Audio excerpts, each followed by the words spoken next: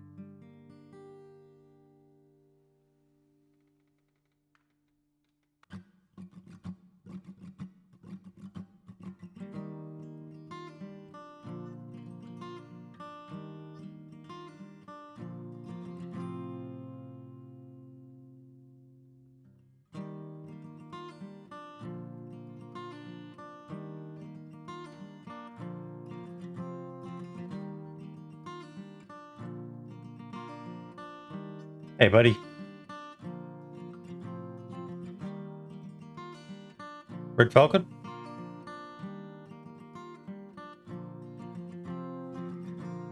Can't hear you, mate. You're talking. You're not even lighting up.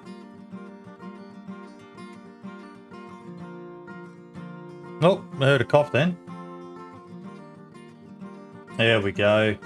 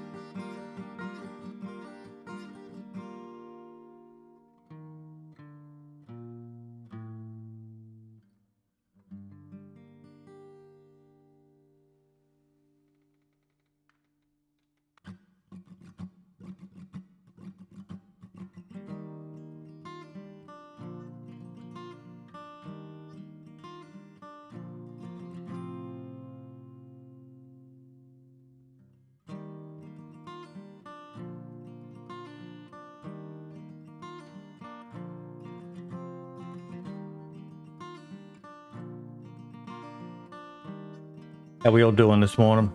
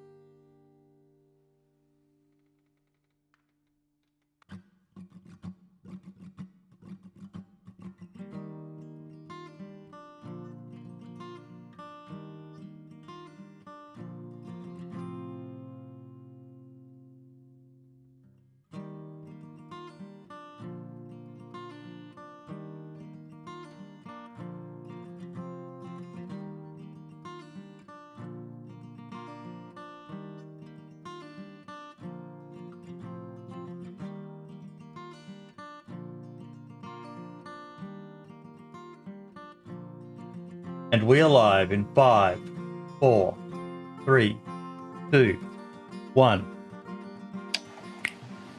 Boom. And welcome to episode 102 of the DayZ podcast, folks. Lad, how you doing, buddy? I'm doing better, not doing too bad. Went out last night, had a good time, and of course, recovering with the God's Nectar. So, but doing really good. How's yourself? Not too bad, mate. Not too bad. Project Lemons, how you doing, mate? Doing too bad, man. I'm keeping it frosty. How about you? Not too bad at all, mate. Not too bad at all. I think that before we introduce our guest, we'll quickly announce something. That Project Lemons will be joining the DayZ podcast moving forward as Lad's co-host. He ticked pretty much every box of what we were looking for. He's got modding experience. He knows PC, but primarily his love is what, Lad? The good old consoles. Which is something we've been sorely lacking. Pretty much the last person we had was Val. Brim played a bit, but Val was the last host that we had who was more of a console player, and that's over a year ago. So it's great to finally be able to add someone who's an integral and well-known part of the DayZ console community across both platforms, aren't you, Lemons? Yeah, it's awesome, and I'm really glad to have the opportunity to be on here to just to bring a light to the community and show off all the stuff that's being done in the console community as well. So awesome. Pumped about that.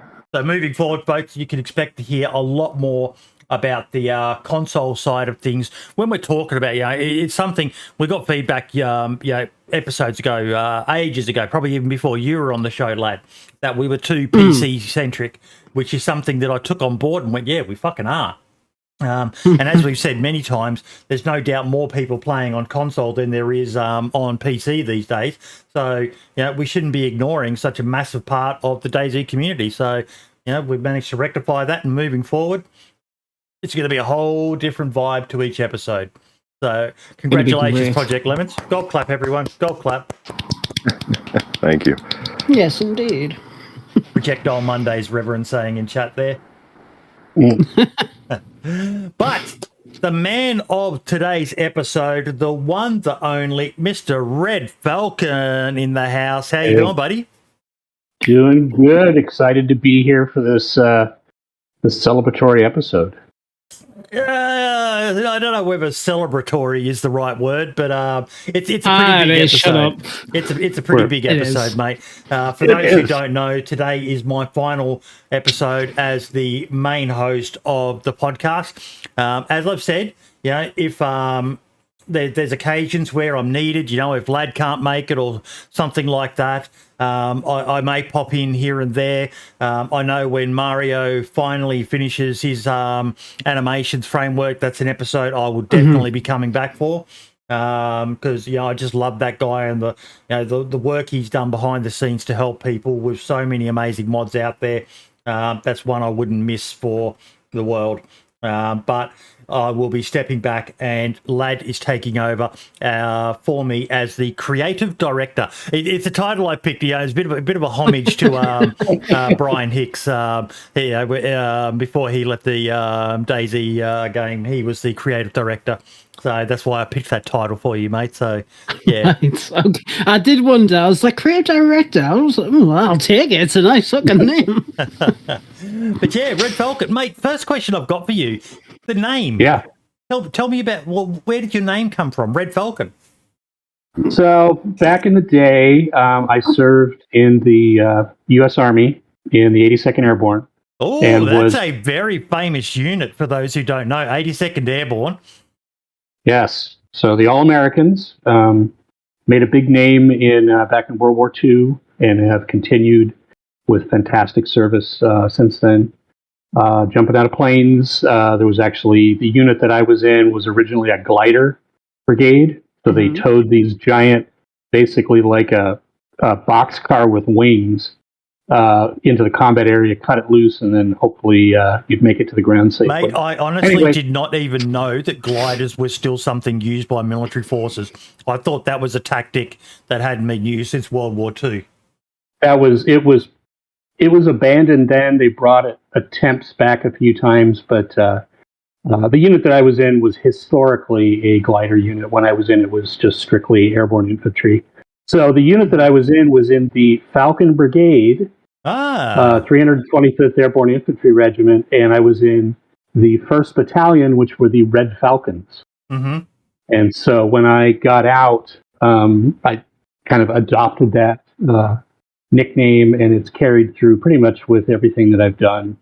I had an internet company that was Red Falcon Internetworking back in the tech bubble. My future plans, I'm one of the things I didn't include in my bio, but I'm an accomplished whiskey drinker and an aspiring whiskey distiller. And so that company's name is Red Falcon Spirits. Yep. Nice. And we were working on that pre-COVID, and then it's got put on the shelf for a bit. So that's the origin of the name. Yeah, exactly. So that's the origin of the name, and just carried it through in my gaming, and here we now have the Red Falcon flight system. Yep. Awesome. Now let's quickly check this bio of yours, mate. Ooh. Red Falcon here. I currently reside in Pacific Northwest region of the United States. I'm a boomer, but consider myself more of a Gen Xer. Been doing software development and other technology work for many decades. Along the way, I also spent some time jumping out of perfectly good airplanes for my Uncle Sam. Spent 10 years working for Mickey Mouse. Played in the World Series of Poker, 8 years. Taught martial arts and travelled some of the world, still more to go. Relevant to DayZ, I spent my first year as a player on Xbox, playing official servers only, then switched to PC. I started dabbling with modding DayZ a couple of years ago and quickly fell down the rabbit hole. One of the things I love about modding DayZ is that there is a fair bit of figure it out yourself. While there are a lot of great getting started resources and a helpful community for the most part, there is no real step-by-step guide once you get past the basics. Also, modding allows me to exercise skills that I picked up through life: 3D design, graphic arts, software development, and storytelling. So you did a bit of who flung dung, mate. What's your specialty? I don't know that I have one. It's whatever I'm focused on at the time. So I think it's probably starts with the storytelling. Yep. And trying to make sure that what I'm doing, whether it's setting up a server, because I help admin several servers, making sure we're telling a good story, not just throwing every mod in the world at it. Or no, I was actually meaning more. What's your martial arts specialty? So that I taught. Yeah, you should have been more specific. I taught. I taught Umyang-do, which I guess is kind of like that. So that's a combined martial art taught here in the United States. Mm-hmm. And was a third-degree head instructor when I stopped teaching. That's actually where I've met my wife there, too. And you played in the World Series of Poker. I did. Got into it right about the time that poker started getting popular. Played online, and then started going to Vegas and playing in the series. Mm-hmm. And was good enough to fund my trips. Obviously, never had any big wins. Otherwise, I'd probably be resting my feet up on a beach somewhere. Yep. But, that's good fun. Now, 10 years working for Mickey Mouse. Yes. So I worked for the Walt Disney Company, working on their basically all the shared internet properties. So I don't know if you're aware, but Disney owns most of everything. So ESPN, ABC, Marvel was an acquisition when I was there. Lucas was an acquisition when I was there. So I was focused primarily running an org that did central tools for monitoring management, that sort of thing. Mm-hmm. And had teams here in the Seattle area and in Florida. And I'm guessing you were born in the 60s then, if you're saying you consider yourself more of a Gen Xer than a boomer. Yeah, 63. Yep. Oh, right. You're 10 years older than me, mate. But fucking, I think you are the first guest who's actually. Oh no, Big Grandpa. I think Big Grandpa might have been older than me as Big well. Grandpa. Yeah, Right. He was, yes. yeah. So it's good to see some of us old farts still playing around with PCs. I once had someone say, "Dude, you got a family, you got a kid, fucking, you shouldn't be playing games anymore." And I said, "Why? Why not? Fucking love playing games, man. That's my fucking hobby. Some blokes have cars, some blokes fucking go camping and fishing, and I've been out with mates before. Like one memorable incident I had was when I was back in Kalgoorlie, and the missus and I went out with our neighbour. And in Kalgoorlie, for those who don't know, they have the titty bars. Topless waitresses, and we were out the back with our wives in the beer garden. And he goes, "Right, you want to go in the front bar?" And I was like, "No." But that's what some people do. That's their fucking, their normal thing. They go out and they drink and all the rest of it, and they go, they've got a missus, but they're still prepared to go and stare at some fucking chick who's old enough to be their daughter, and in some cases granddaughter. I was like, "No, man, I don't want to fucking go and stare at another chick's fucking tits. I'm here to fucking have a few beers and a feed, and I've got my missus here. What the fuck, man?" But no, I love my fucking video games. Some of my peers and old army mates are there like, "You still play video games?" I said, "Fuck yeah, I love playing them. They're fun." For sure. Yeah, I remember starting back in the Zork and Adventure days, where you had to use your imagination and typey. Yep. Turn left, turn right. Yeah, exactly. Games. That's all we had back in the day. Mate, I remember back in the early mid 80s, there was a game called Donjon. And it was my first exploration into, like a Diablo style game. But I can't even find a reference to it. I just remember the name of it, and that it was on the computers at the school that I went to. And yeah, amazing.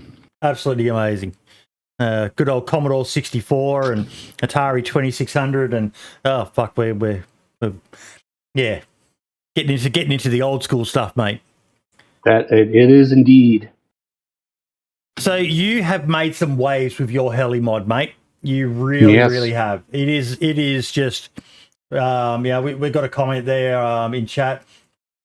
Someone said, they've just added RedFalcon. Chris B, that's it. I just added RedFalcon the other day, and man, it's sick. The dude that made that deserves huge props now. I just need an RPG 7.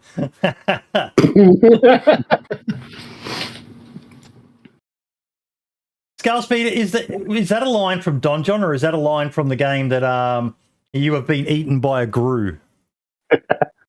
That's a I can't remember if that's Zork or Adventure, but that was one of those where just mysteriously in the game you were just going to die because of reasons, and so you were eaten by a grue. That would have been annoying as fuck. Yes, that would have been. That's one thing I don't like is when there's a death that's completely out of your control. You didn't do anything wrong, it just happens randomly. That's just a mean function to put into any game design. But yeah, we're digressing. We're getting off track. The Heli mod, mate. Yes. Talk us through it. Your inspiration for doing it. And sure. So it all started. I was a player on a server that had the helis from the other guy. Nightwolf. We'll say his name, Nightwolf. Yep. Nightwolf. Mm-hmm. And I like the concept of helicopters, like a lot of people do. And that was I think not too long before there was the tribulations with Nightwolf, and he was pushed out of Steam. So I played on him for a while. Then they were offline for a while. And I enjoyed them, but I was like, it seems like there's a lot more possibilities here. So I challenged myself, and there was enough resources that Nightwolf had made available that I was able to build out the Little Bird. And we had it just on our servers. And I was pretty excited that I was able to make it work. And so I approached Nightwolf and said, "Hey, I built this. I was thinking of sharing it. Is it okay?" And of course, he jumped on it and immediately promoted it on his Discord. And so I just put it out there. And built out a few others. So I built out the Apache and then the Chinook. And again, they were all kind of trying to go to the next level. I want to challenge myself more with figuring this stuff out. And so we ran with those. Of course, Nightwolf was, fully jumping on the bandwagon with those, and it was obviously doing more for his mod because it was building out the fleet. So ran with that for a while. Honestly, I didn't have a lot of interactions with him. He doesn't speak English, so it was going through Google Translate, and didn't always make a lot of sense. So I didn't bother. It's just let me figure it out myself, and made some friends in his Discord. Well, then we had come sometime later. This was fall of last year. There was the issue with his secret mod. The one that you have to pay for was had been opened and put out in public for everyone to use. And so he was focusing more and more on the securing the mod, which was securing his income stream. That's fine. People are, if you want to make money at what you're doing, I got no problem with that. But he was not focusing on improving the mod at all. And so I started thinking, I've got a lot of ideas for things I want to do. Let me see if I can build a back end myself. Just build an entire simulation on the back end myself. And started hammering on that. It actually was able to leverage Spurgle's source car as my original test vehicle. So I had my flying janky Spurgle car that flew much like a UFO. Nice. And meantime, Nightwolf was devolving more and more, and eventually he came out with a scheme that was basically, he said I would have to give him my mods, and he was going to be the sole distributor of them, and that was going to kind of be it. And I said I'm really not interested in participating in that. In fact, I've been kind of working on my own thing. I think I'm going to release my own mod at some point. Right. Immediately started calling me names and saying I was a thief and stole my helis and blah, blah, blah. And and then immediately threatening legal action. And I was taking all that with a grain of salt. So I just plowed forward and have my supporters had continued to kind of say, don't listen to him, just you're doing good work, keep it going. And, had an experimental release, eventually put it out in public this year. Suffered through a few DMCA attacks, but all of those were fended off. And then, the latest transitions are moving from, I was doing releases like every couple of days. And obviously that wasn't tenable for server owners as they started building a subscribership. No, of course not, yes. I did something which seemed logical to me, but a lot of people were like, oh my God, I've never seen that before, which is I put out a poll and said, hey, server owners, what's the least worst day and time to do a release? Because I know there's people all over the world. Some people don't really actively manage their servers during the week. It's just on the weekend, but that's the playtime. And we came up with a fairly definitive, looked like it was a weekday, sometime in the morning time Pacific. So I settled on a release time, and it's Tuesdays at about 8 a.m. Pacific. And just try to focus on if I have content to release, I'll release it then. But I got lots of feedback from people saying, I've never seen a modder do this. Everybody just says, whatever, you get what I give you when I give it to you. I say, no, I'm here for my mod is here for server admins and players. I want to make their experience the best I can. Why not consult with them and try to make it suck less for everybody? No, that's a fair point, actually. Yeah, because... sorry, I can... No, go ahead. Okay. Yeah, because as a modder myself, if I update any of my mods, if I ever work on them, I just upload it regardless of, who's using it, because it doesn't take that long to update the server. But obviously there are some cases where that's a bit more difficult. So it's really nice to see you actually sit down, talk with them, be like, look, what time works best out for you guys? Because you both recognize, it's a mutual thing. You both recognize that you need to update your mod, but they need to keep their players happy. So it's really good that you're actually doing that. So I've many fucking props to you, my dude. Thank you. So I was packing in quite a bit of content in each release, and then just the last couple weeks it's slowed down a bit. I've got a couple of big bugs that I'm trying to sort out. Plus, fishing season starting up here, so took a weekend. And actually, we went up to motored across to Canada and fished in the Canadian waters, but didn't catch anything. We were going after blackmouth salmon. But, did you pick up any cheap medication while you were there? Isn't that what old people do when they go to Canada? So there's a lot to unpack there. First of all, old people. Not so sure about that. And no, we never hit landfall, so we didn't get a chance to get the good codeine or whatever that get up there. So that's kind of the story. In chat, need I both core and the RedFalcon flight system helis to run this on my server? A little bit confused. No. So yeah, let me lay that out. So you really only, if you want to use the helis, you just need the main mod, just the RedFalcon flight system helis. The core mod is specifically for people that want to build out their own helicopter models and run them on their server without the overhead of all my helicopters. Yeah, that's one of the things I love that you did, mate. And one of the reasons why I'm such a fan of yours. Yeah, you've got a similar sort of ethic to Dumpgrab, where you're more in this for the philosophical reasons than you are for becoming famous or making money from it. Yeah, you've got a donate link. And I always encourage modders to add a donate link, because some of these models aren't cheap, and a few bucks here and there, it always helps. But I love the fact that you've got a system built in for people to make their own, and they can make the most garish thing in the world if they want to, but you're not being the gatekeeper of your mod saying you can't do this or you can't do that. That is correct. Just such a nice thing to do. And I fully expect, so that's one thing I've got on the backlog, is to put together a tutorial for how to build out your own helicopter, kind of akin to, like I said, what Spurgle did with the source car.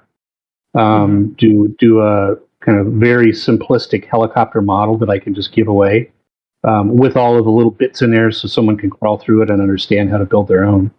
And I do the same thing with the retexturing. So I try to put out a little tutorial with a templated script folder, and then in some cases I've got a Photoshop template that folks can use to do their own retexturing. And there's actually been a few folks that have done retextures and then given them to me and asked me, hey, if you like this, would you please include it in the main mod? So we've got a few that have been community developed that I've just rolled into the mod.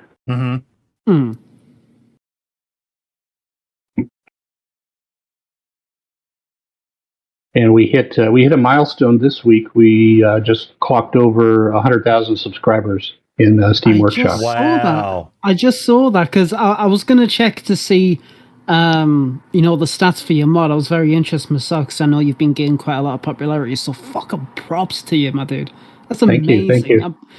I bet it must have been like how do you even describe the feeling of being able to achieve that kind of number?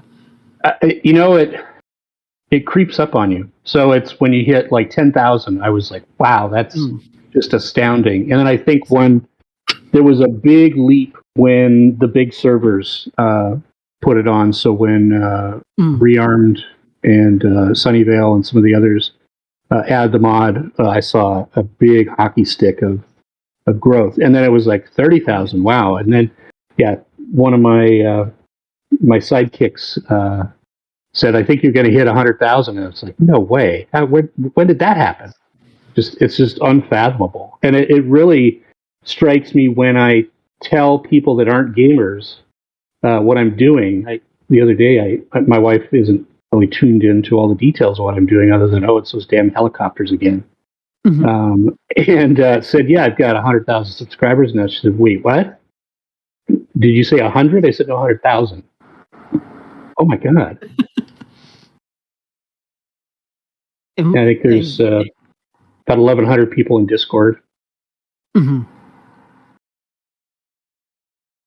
it's somebody who I got into modding back in 2020, and at the time, as far as I can recall, there wasn't really anything like helicopters, and it was like, oh my god, what if somebody mods helicopters, and people were like, oh, that'll never happen. And then expansion came out with their stuff, which was really cool. But obviously, at the time when expansion came out, it was a bit of a faff on to get it all sorted out. And then Nightwolf came along with, yes, sure, you have to pay for it, but to his credit, the helicopters, they functioned pretty all right. And, a lot of players and server owners like the way that he done stuff. So, got to give credit where credit is due. But with your mod, with obviously being completely free and reaching 100,000, and the big servers are using it, and from what I can see, there's not many, negative comments in regards to it, suggestions and whatnot, which is really great. And, I can only assume that, you kind of take those suggestions on and try and work out whichever best works with the whole thing. But to get to that number, I can't wait for the 200,000 subs for you, dude. Seriously. Yeah, no kidding. Be fantastic. So yeah, you can see what Boydie's looking at the mod. Got a number of models that are queued up in the hangar being built. I'm just finishing up the Blackhawk now, which Designful over at Rearm has been hammering on me to get done. I've got one of the things I've got to interrupt. One of the things that impresses me is now. I spent a lot of time with you playing this with you and a bunch of other people on that. And I've got the videos up on the channel as well. We did that on a weekday and that. And it's not an easy mod to as in the helicopters are not easy to fly. They take some skill. I'm impressed that you've still got a 4-star rating. That people are seeing past the fact that you have made it a bit more challenging, which I am such a fan of. That helis should not be something that any man. This isn't a game, where everyone needs to be able to fly a heli. This is something. DayZ's a game where if you're not good at something, you're just not good. You've got to get good. And you've got a public server out there, but I'm impressed that on Steam you've got a 4-star rating still, despite the fact that I'm certain there are some people who are butthurt over the fact that they're not as easy to fly as some other mods and that they take a bit more skill. So well done, DayZ community, on that. Actually, that impresses me. That gives me a bit of hope because I was expecting to see it kind of panned a bit when I came in here, but no, that's not the case, and I'm really, really happy for that. Oh, I see. Can you please make that chopper? so there's actually a little story behind that one. So that came to me from Jericho, who's one of my supporters in Discord. Yep. And it was I think when I got my first DMCA, and they actually took it was still an experimental stage, so I was only had it available to my what I call my falconers, which is my patrons in Discord, and so it was down. It was going to be down for 2 weeks. I was confident it was going to come back up, but it was just very disheartening. And so I kind of reached out to the community and was just saying, hey, just taking a little bit of a breath. This has got me down a bit, and so Jericho did that was like the refrigerator drawing that your 4-year-old would do. And it was just something that lifted my spirits. So I added it to the mod. It's cool, man. It's cool, and that's one of the things I like about you is you're very, you're doing this because there was a need for it. Yes. You got a bit of that's the word I was looking for, altruism about you, and that's something that that means a lot to me because I think I've said it a number of times. We need to be doing more for this game as well. BI have built us a great base engine, and it's up to us to make the most of it. Absolutely. So it's just been a lot of fun. And I think I told you this before when I've had people saying, you're doing this for free? You could make a lot of money. And what are you doing? And it's more like, I play. In fact, I'm with the rest of the tide of people going back to playing vanilla. So when I'm playing, I'm back on a straight vanilla server and having a lot of fun there. But also how I enjoy the game is building mods and running, adminning servers and that whole side of it. So for me, that's just part of the play as well. What do you think of this project, Lemons? Yeah, from a console standpoint, it's really interesting to see this stuff. Because for a lot of people, this is completely new to them. A lot of people on console have never even seen anything close to this before. And although they aren't able to with it themselves, see some of the amazing stuff that's being done in the community, and that can maybe give them that nudge that they're looking for to move over to PC, Because I know for some people, they want to experience stuff like this. They want to try that out. And it's awesome to see that some of these console people are making that jump over to PC to just try out even more of the community and see what they're doing. So, yeah, I mean, anything that's not just base cars is great for console. Yes. Any of that? Yes. That is true. Now, where are you at with the flight helmet? Sorry, I'm going to interject again while I remember, because I'm a boomer and I'll bloody forget if I don't ask it while it's on the top of my head. Where are we at with the flight helmet adding in-game HUD? Oh, yeah. So that was at your suggestion. I don't think it was my suggestion. I think it was someone in chat when we were. It was either streaming. you or maybe it was Dumpgraw. It might have been Dumpgraw. I don't know. It was someone who was in the stream. They said it in chat, and I was like, "Fucking, that is a brilliant idea."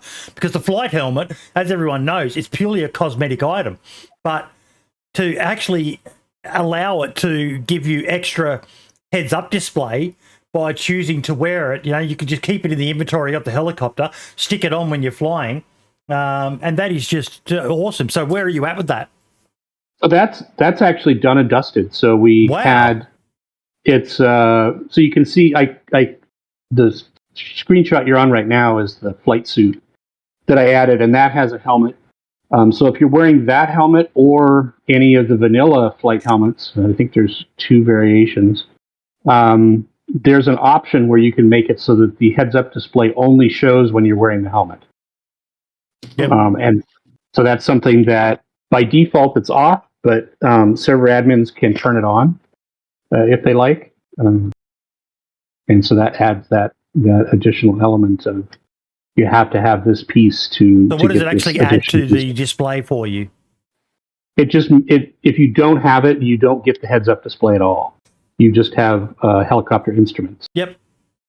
Right. And then in the future, if I ever get around to doing things like adding weapons to things like the Apache, the helmet would also give you that additional, like in the heads-up display, the targeting icons and things like that. Oh, yeah. That's so cool though. That's, bruh.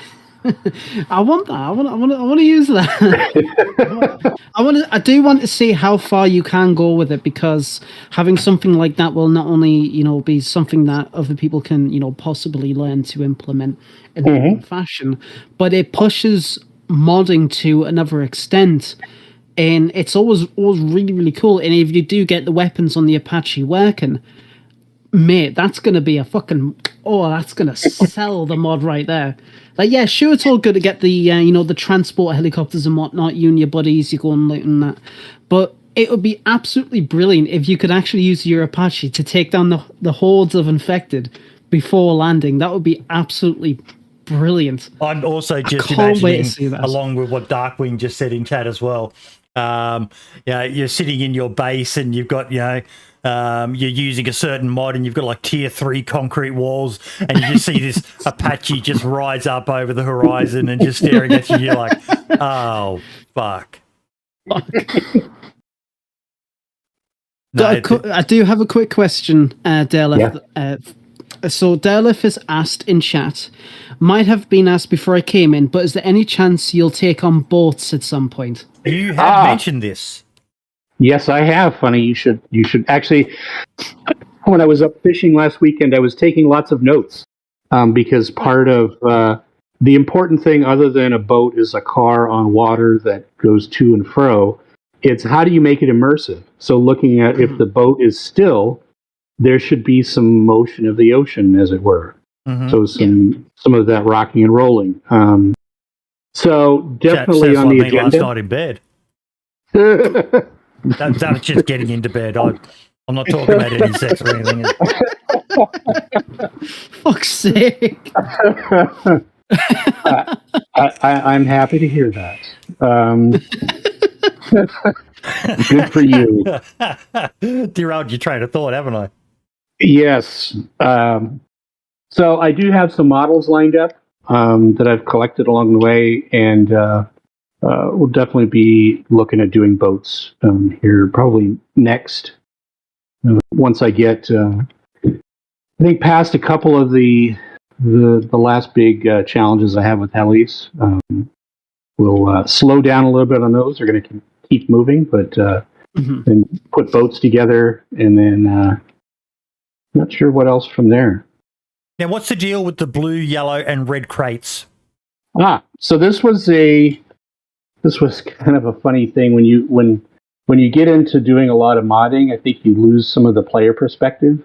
So the first thing that a lot of people would ask me was, how many slots does that model have? How much storage? And then just thinking from a modding perspective, that is the least complicated thing to change. Why is that? Why do I care about that? And well, because players care about that. And there wasn't an easy way that I was able to figure out to make it so that server owners through a JSON config could change the slot count on a vehicle. It's fixed in the config CPP. And I didn't want people to be repacking and doing all that nonsense. So what I did was I'd already introduced the concept of the flight crate back in the old days for the Chinook as a way to build out, add more storage, because there's only 1,000 slots available on a vehicle in base. Is that the maximum a vehicle can have in the coding of DayZ? That is correct. Okay. You can put more, and it'll claim it has more, but you'll only ever see 1,000 slots. Right. So what I did was, I said, well, okay, so we're going to have what RedFalcon thinks the helicopter should have for storage. And I just base it on, for example, the R22 has no storage. If you look at it, there's no place to put anything. But what I did was I created 3 variants of this flight case. The blue one is 250 slots. The yellow is 500. The red is 1,000. And then made all the helis have an attachment point to add a crate to it.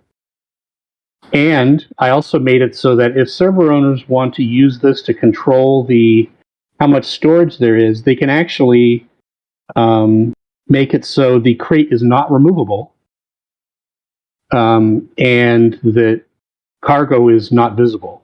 So if they want to just have it spawn in at the trader with a yellow storage crate on it to give it 500 storage and make it so you can't remove that and use it for your base, you can only use it in the helicopter, that you could set that up. Or if you just want to use them as giant storage, or you want to use them for King of the Hill or care packages or something where there's a storage container and the players get to keep them and use them in their base, you could do that as well. Right.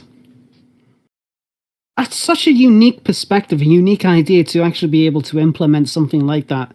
I've because I know with like clothing mods, you can get like different attachments to expand the inventory, so to speak. With their own little inventory. So it's really cool that you have thought of that for the helicopters to really make it more worth it. Because from at least my perspective, if you do get a helicopter that's got a fair bit of storage, you're still offering a path of upgradability for that.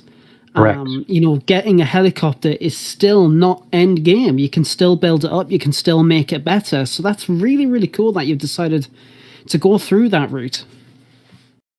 And then one of the pieces that I've implemented the beginnings of is it's in the realm of making it so that maintaining the helicopter is challenging too. So I've got the concept of hydraulics in there. There's the hydraulic hoses that are required But I haven't implemented the adding hydraulic fluid, and then the concept of if the hydraulic system gets hit by gunfire, it starts leaking. Eventually it makes the heli unflyable, that you slowly lose hydraulic fluid, so you need to replenish it.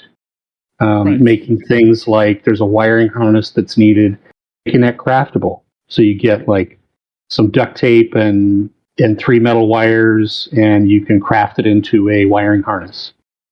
So if that gets damaged on your heli, it can be Right, okay. With the Chinook and the Osprey, I'm not 100% on the Osprey, but the Chinook, I believe, can carry a vehicle inside the back of it if it's stripped of all the seats and the rest of it. That is true. So one of the things that I'd actually started working on with the old mod was making it so that you could put a vehicle in the back. Awesome. And you knew where I was going with this. Oh yeah, absolutely. So really the only way that's going to work effectively, and I've done some initial tests, is using what I call a loader. So you'll pull the vehicle up to the back to the loading ramp. You'll go inside, press a load button in the helicopter, and it'll just snap it in to the heli and attach it. And then the unload is the same way. Once the heli's landed, you can press unload, and it just moves it to the back behind the loading. Can players be inside the vehicle while that process happens? No. Okay. No. And I initially tried the old, what if I could just drive an Ada up here, because that'll fit. And then I found out, one, I can drive it on, but I can't get out because the doors won't open. Yep. And then even if you can get it in there, as soon as you try to take off, because they're not attached, exactly, they start damaging each other, and then both blow up. Okay. So it's essentially limitations of the game. It's unfortunate because that would have been so cool to be able to drive in and then get out, but understandable, completely understandable that the game limits what you can do in that aspect. Yeah, but I might be able to make up the difference with some little animations or something where it looks like you put a tow cable on the car and it pulls it up into the helicopter or something like that, rather than just poof, it's in. So we'll see. Yeah. But that's definitely for the Chinook. I think there was a couple other big helis. The Mi-17 maybe, I think, was one that I was going to look at, seeing if I could carve some seats out and put that in. And the Osprey definitely has room for it. So, and the Osprey is going to be. I'm saving that one. That's going to be a challenge because I'm going to have to write a new simulation for it, because it'll fly like a helicopter till you're going forward a certain speed, and then it flies like a plane. Yeah. Right. Basically, it has vertical rotors for the liftoff, correct. And then once you're in the air, those rotors will start to angle forward to give it the forward propulsion. With the Osprey. And at that, yeah, that's correct. And then at that point, you're getting lift from the wings and not from the rotors. They're acting as just regular propellers. And so that changes, obviously, the flight characteristics quite a bit. So in terms of the flight system that you have made, and I know we were just talking about the Osprey, but have you also thought about like actual dedicated planes or anything like that? I know it'd be pretty weird to do, considering DayZ Vanilla's only got two F. Right. Yeah, if you count Belota. Yeah. So I thought about that. Obviously, there's been a lot of people that push for that, and they immediately want to go to like these big C-130s or things like that. I think if I do that, it'll just be like there's a little. I haven't looked at what the Soviet era fixed wing like small aircraft are, but something like a little Cessna, like 2-seater, 4-seater, something like that you could land on a road. But certainly no jets. That no. Okay, so for people out there who are looking at, there's a few heli mods now. Obviously there's Nightwolves, there's the expansion one, there's yours. I'm unsure if there's any others, and I apologise if there is. I haven't mentioned them. But what differentiates? I know a few things that you've done, but what differentiates you from a lot of the other mods out there? What else does this package involve? I think probably the biggest thing is the thing that people find challenging when they fly it.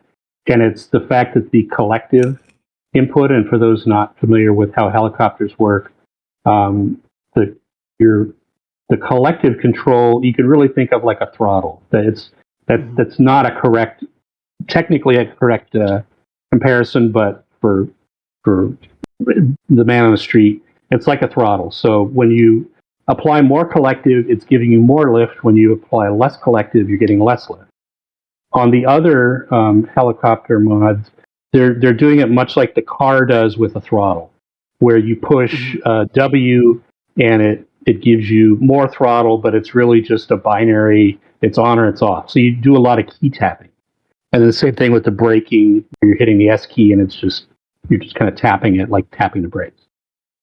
So I wanted to make it a little bit more fluid. So what I did was introduce the variable collective, and that's that for those that have looked at the heads-up display, there's a bar graph on the right that goes up and down, and you can use either the shift key to increase it by 5% or the Z key to decrease it by 5%, or like I like to use the scroll wheel on your mouse or your trackball, and so you can scroll it up and down. So that gives you more lift, less lift. And that's needed when you take off. Obviously, you're going to create more lift, so you go up on the collective, then you level out, drop it to middle, then you want to start going forward. Well, as you are translating, tipping forward, you're going to need more lift to keep it from falling. So you have to give it a little bit more collective. So that it starts to introduce this finesse piece, which is the one that people have the most difficulty with, because when they're trying to land, I want to go down. So they drop the collective significantly, and before they know it, they're falling faster than they're able to recover.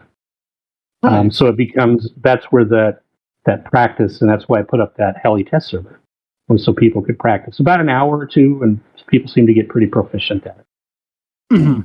So that's really, I think, when you get down to the nuts and bolts of it, that's the big difference. I think one of the things that, if you think about it in a meta way, is that I'm still at a point where I'm one person doing the development. I can make the decisions unilaterally, and I really like to get input from people. And if I hear a good idea, I'll figure out a way to implement it, and I'll get it rolled into the mod. And I'm still releasing weekly. I'm able to add a lot of things relatively quickly, where the other ones, you've got, expansion is a big team, and they've got a lot of ground to cover. And so they're doing good work and doing the best they can, but they don't have the horsepower to be able to innovate on a specific piece like a helicopter. Now, you mentioned expansion. Right. I want to quickly touch on one thing as well. So this is an indication of what some people are like in this community, folks. Have a look at the comment, this paragraph here. Huge shout out to Designful, Danny Doom, Gumby, and Six Pack for their model donations. And now this next line, Jacob Mango for his tips around the inner workings of DayZ. Jacob Mango is a guy, he's part of our team behind the scene. He's stepping away a bit from DayZ now for his own reasons. But this is a guy who was one of the instrumental people in making the expansion Heli mod. Yet he's helping RedFalcon. Why would he do that? Because he's a decent person. You don't need to, altruism. I love seeing it, and I love that there are people out there. Mario's another one who helps so many people with their mods behind the scenes and stuff like that. I just love seeing people collaborate like this. I love seeing it. It makes me so fucking happy. And that was Jacob Mango reached out to me. I think when it was really starting to take off, but he took a look at the code and said, here's a few hints. And he said, I'm obviously not going to give you the whole store because we're quote unquote competitors, even though that is not really a good term to use. And just gave me some breadcrumbs and a few pointers. Also, my intent was to make this as compatible as possible with all mods. And that includes expansion and expansion helis. I don't want to make it so you have to choose.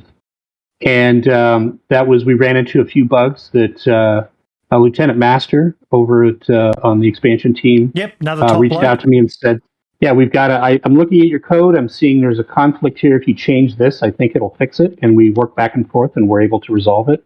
Same thing was I ran into something where there was an issue on the expansion side that they were aware of, but had kind of put it farther down the list. And I said, "Well, this is causing a conflict. Okay, we'll get that taken care of." And within a couple of days, it was in their experimental branch.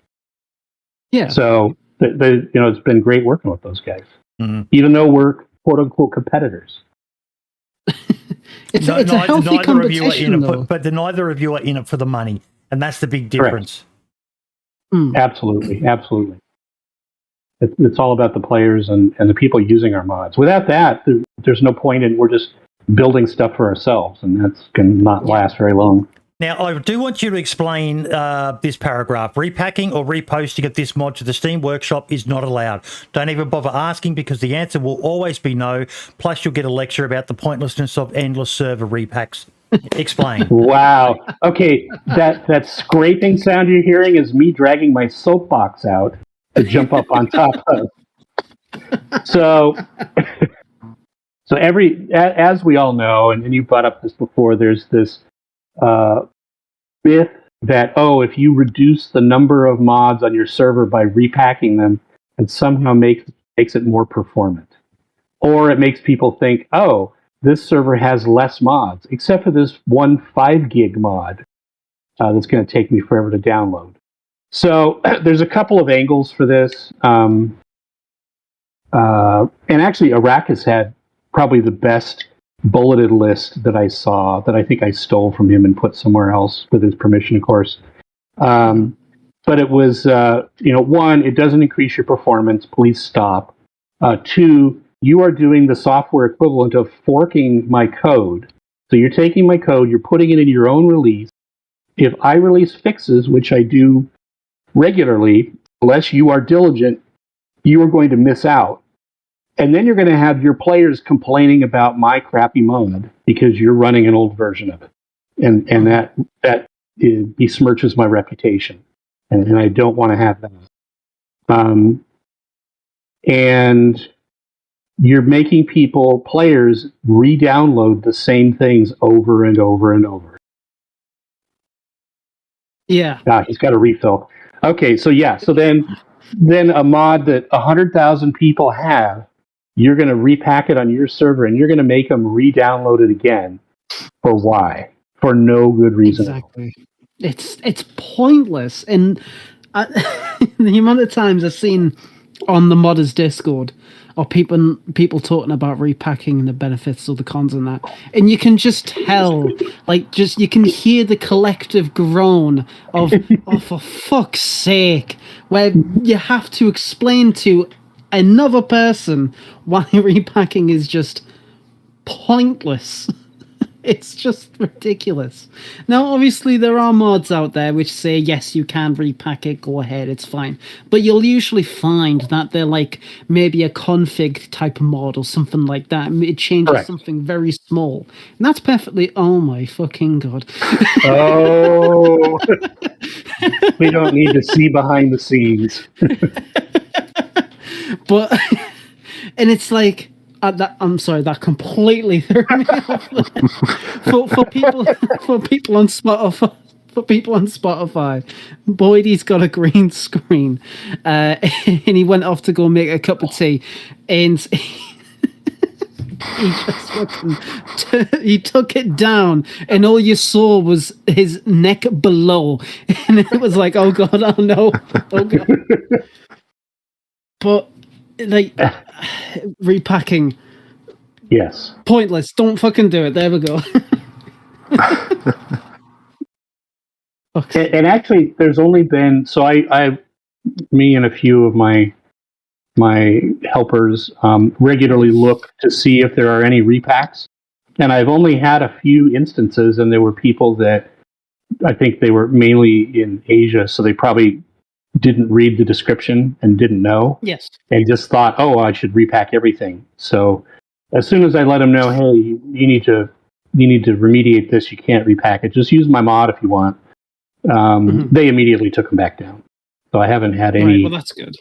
any battles with that, which is, I was impressed. I figured that was going to just be a mountain of people to chase down as they stop repacking.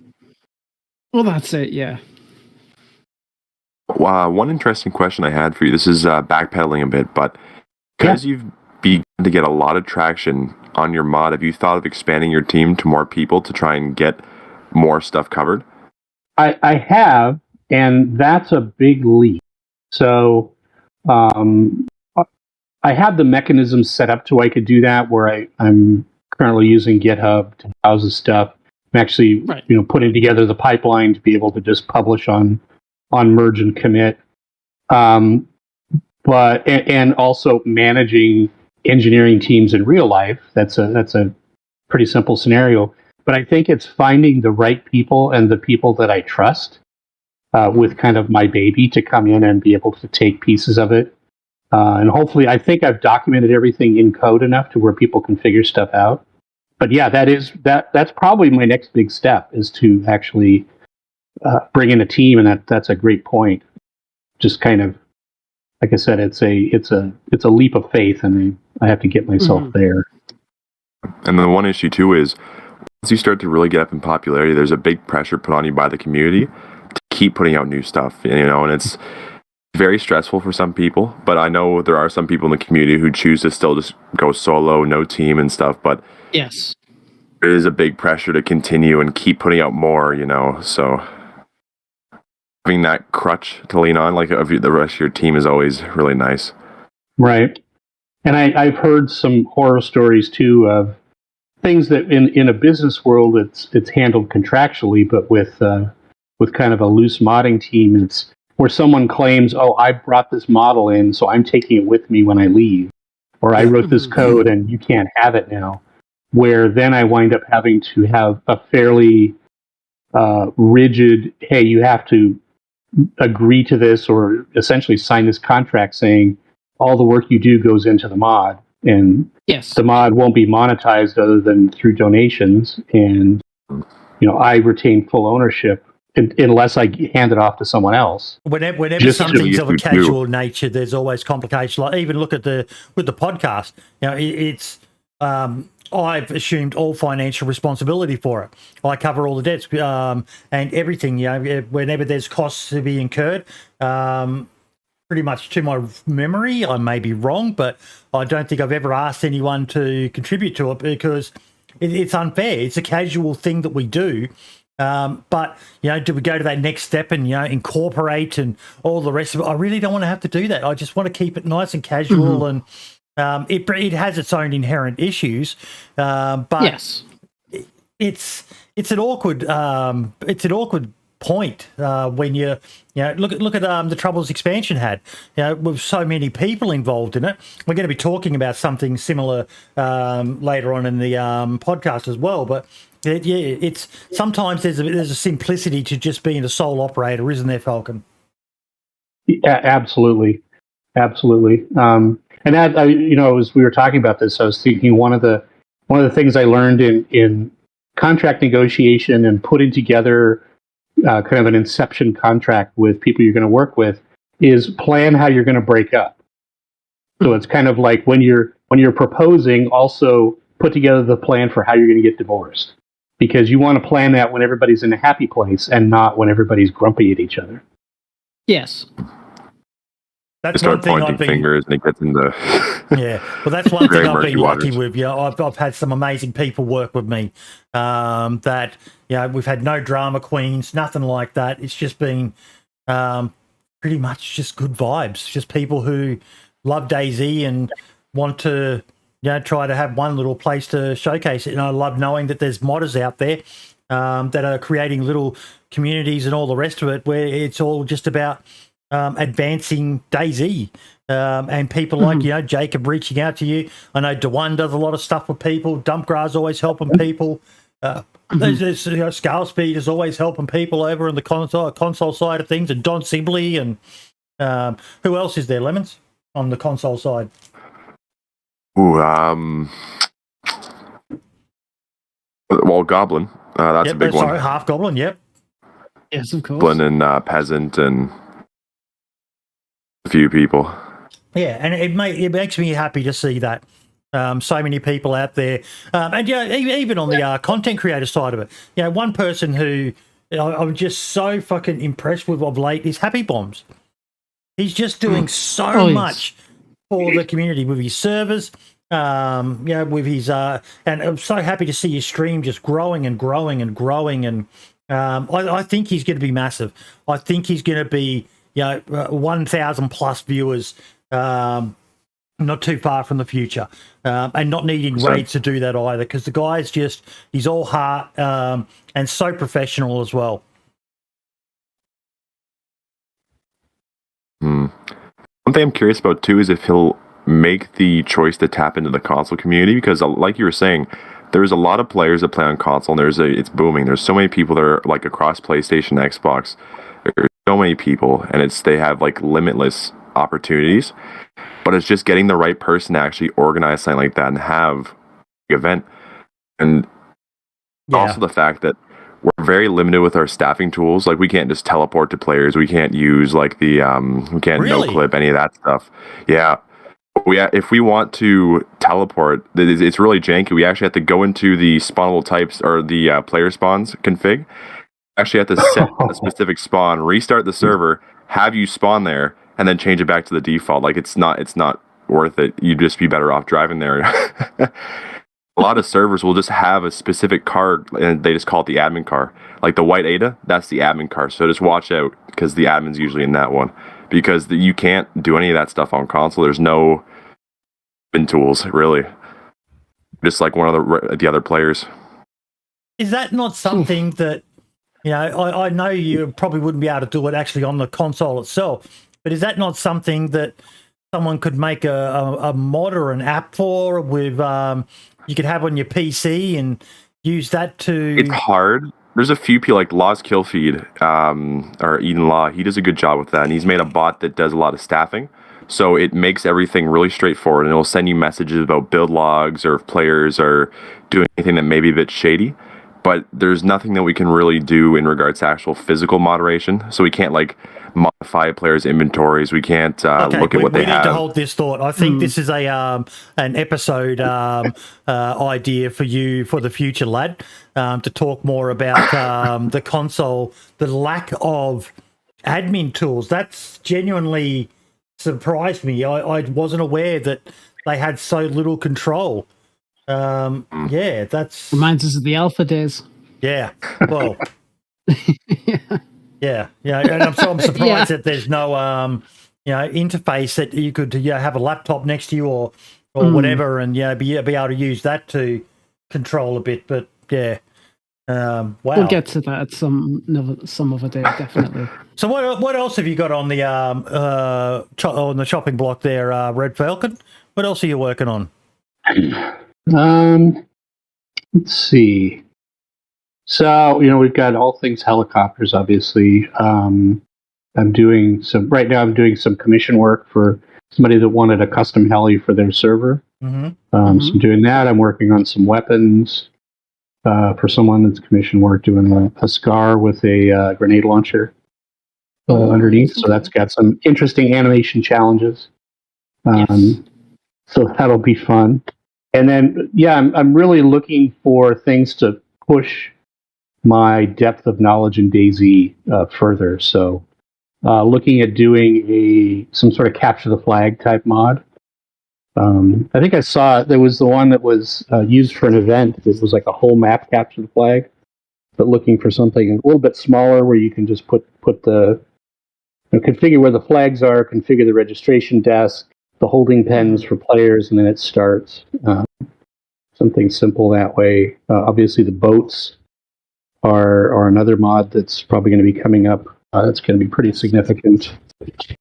And then, other than that, I spend a lot of time helping people out. So I kind of pick and choose based on how they approach me. But if somebody comes and says, "Hey, I'm trying to do this and I'm having a hard time," happy to roll up my sleeves and dig into what they've got going on their server and how to get it set up, or helped some people with some retextures. I had done some MVS retextures right before they were open source, so I have a bunch of Photoshop templates that I built for those.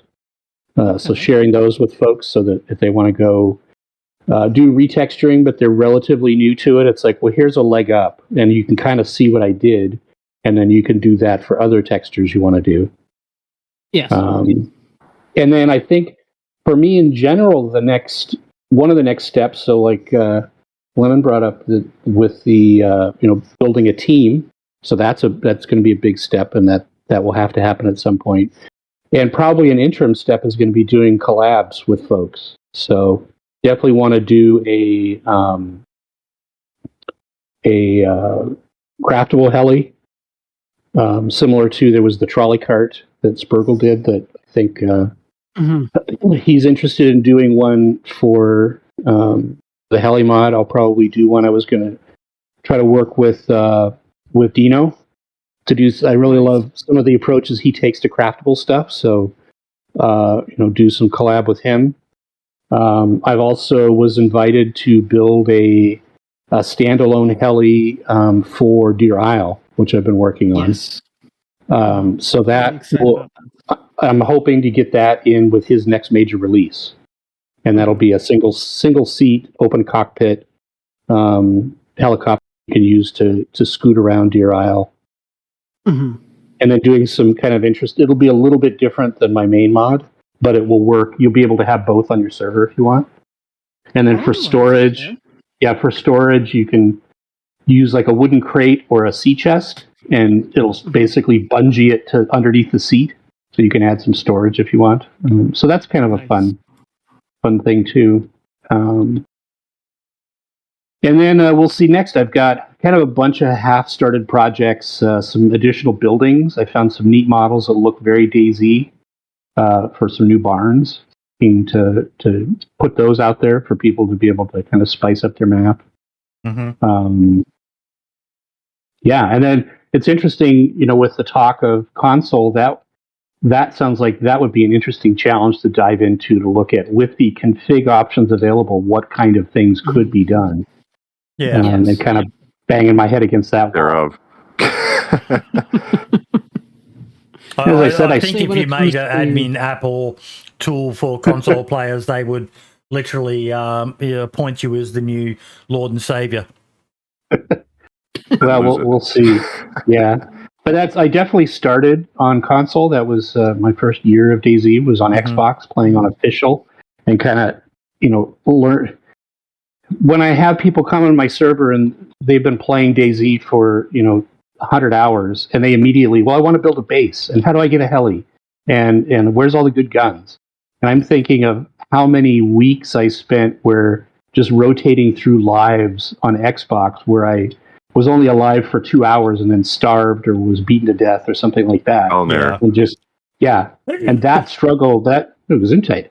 That struggle is really the core of DayZ, rather than make it easy peasy. So, now talking about official and vanilla, there are some people who may not be the biggest fan of having like those military helicopters. Have you thought of taking a civilian approach and doing like ultralights and gyrocopters? Absolutely. And that's I actually have a gyrocopter model that may do. Certainly, I think that's an option. And like I said too, I want to open it up so if other people want to do that for their servers and really tone it down, if somebody's got a very RP type server that they're really sticking to the canon, I think those would be a perfect fit as well. And that's why I tried to modularize my system so that's possible. Is this the gyrocopter here on the screen? No, that's the R22 Trainer. So it's a fairly cheap helicopter in real life, so it's often used as a training helicopter. And that's where out of the box, that has the trainer mode enabled. So you can't tip it more than 35 degrees either direction, and it won't fall any faster than, I think it's 8 meters a second. Yep. So it's above the crash threshold. But this is the other thing. We never really touched on it. Or we may have, and I've just forgotten because I'm getting that way. But the crash mechanic of your choppers. That's one of the things that I was blown away by with it. I don't know whether have we touched on that really today? We haven't, have we? What do you mean by crash mechanic? exactly what part of it. When your helicopter crashes, and then when the damage and the effects that it has on the heli while you're flying when it starts to get damaged, and then once it actually drops out of the sky and crashes on the ground, what happens? Right. So we start with somebody shooting at you. Depending on what part they hit, that will affect how it flies. If your engine takes damage, it actually there's a point where if the engine's running, it has a really nasty grunting noise that it makes. And of course, on the heads-up display, you get the colored indicators saying that the engine's damaged. If the rotor blades get damaged,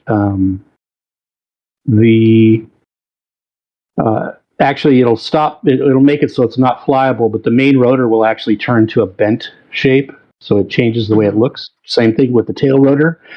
If the tail rotor's in a damaged state, I think you have an 85% rotation where it'll just start spinning at about 85% of full anti-torque. So you can counter it, but you're basically always in a spin. If they're badly damaged or destroyed, it's in an uncontrollable spin. And of course, there's a little klaxon that goes off telling you that you have badness occurring. Yes. Once the engine is badly damaged, it'll start smoking. And then once the helicopter's ruined, if it's in flight, it'll just plummet to the ground like a brick. Once it's on the ground, any players that are in it are ejected. And right now, for the most part, you'll die during that process. I'm trying to make that a little bit more flexible based on the impact speed and so forth. And then the helicopter explodes, and then obviously you get the inventory gets scattered around, and zombies appear. We've got it playing in the background here. Yep. One of the clips that's on the actual Steam Workshop. And then when you see that explosion, the zombies spawn in, and all the loot is just scattered. And the loot, that takes damage now too, doesn't it? It does. So that'll take a random amount of damage. Obviously, if they are delicate pieces that don't take much damage to ruin them, they can come out being badly damaged or ruined. If they're stouter objects, they won't be as damaged. And of course, all that's configurable. So you can totally disable the heli crash site activity. You can disable zombies appearing. You can disable the distribution of the inventory. You can actually change how much damage it can take randomly. Mm-hmm. So I tried to make that as flexible and configurable as possible. How's that going to work with the crates? The crates get ejected as well, and any of the contents of the crates are scattered around as well. Okay. If you have it configured where the crate is not removable, the crate will disappear. So the contents will get scattered, but you can't get the crate. Right.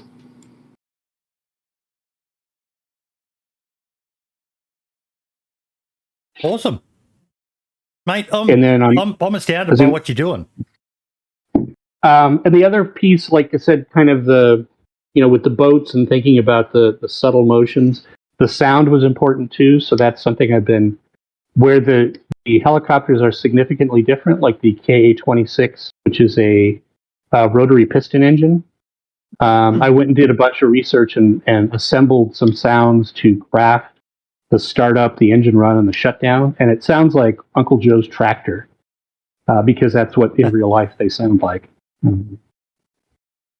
Same thing with the R22. That's a piston engine. So I went in, sampled a bunch of different sounds, and morphed them and compiled them into the startup and shutdown and running sounds. And I'll be refactoring the other helis that are just standard turbines that I grabbed the standard set I use, and going and trying to find real life examples.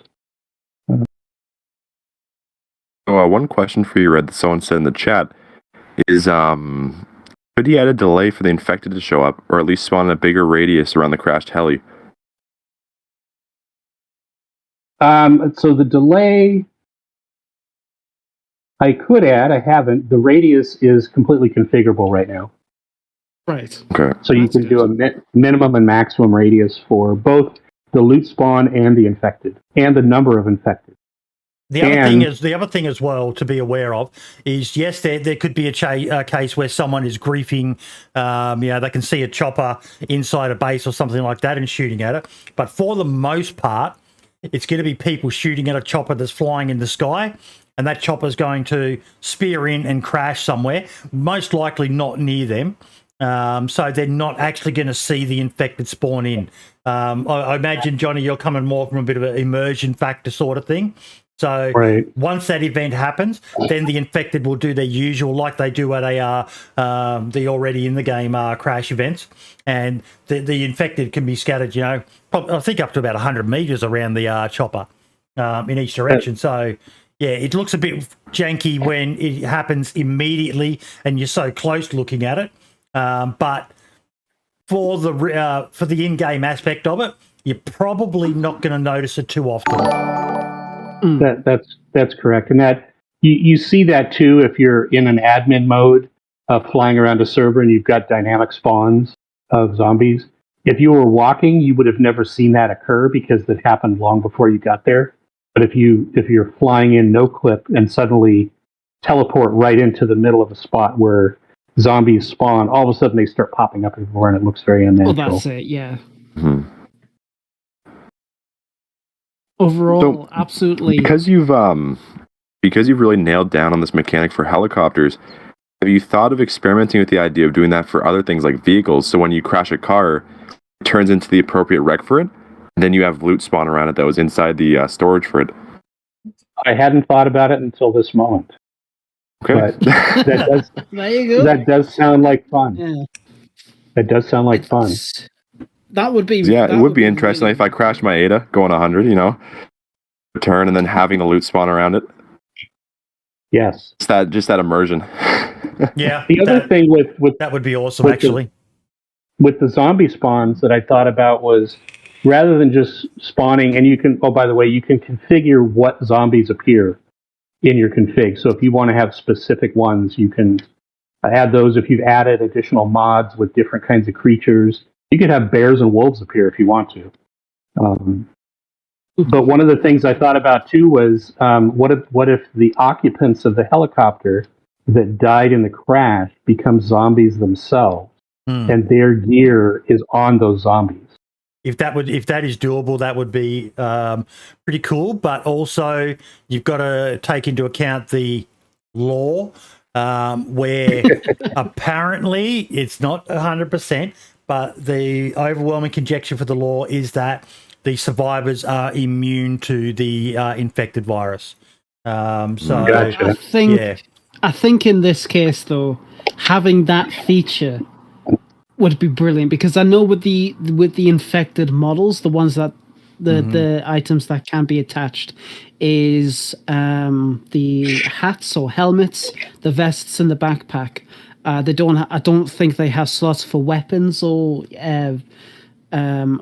belts or obviously the one PVZ mod has that. Where you can have weapons attached and all the other gear. Get to work. Yeah. Johnny Bravo elaborated on it, and I don't know whether this is a doable function, but could it be set so that it's based on player proximity? That the closer a person is, a delay to the infected spawning. That's certainly doable, and kind of a variant of that would be if somebody's close, the zombies or the infected spawn in much further away and then are attracted to it. Mm-hmm. So it's more like they're like Boydie's portrayed in the past, where the infected are kind of attracted to the crash site rather than they appear there magically. Yeah, that's a good idea. That would be really cool, especially if you do get to the helicopter first and you're doing the looting with your group, and then all of a sudden this big horde just appears from like a forest running towards you, like a bunch of sprinters or like military infected. Mate, that would be terrifying. Yeah. That would be fantastic to see, though. Obviously, if you're shooting them, other people have heard the helicopter, and then they hear a bunch of shooting, and it's like, right, there's somebody fucking there. Let's get to it. Creates another really cool chance for an encounter. So that would be fantastic to see.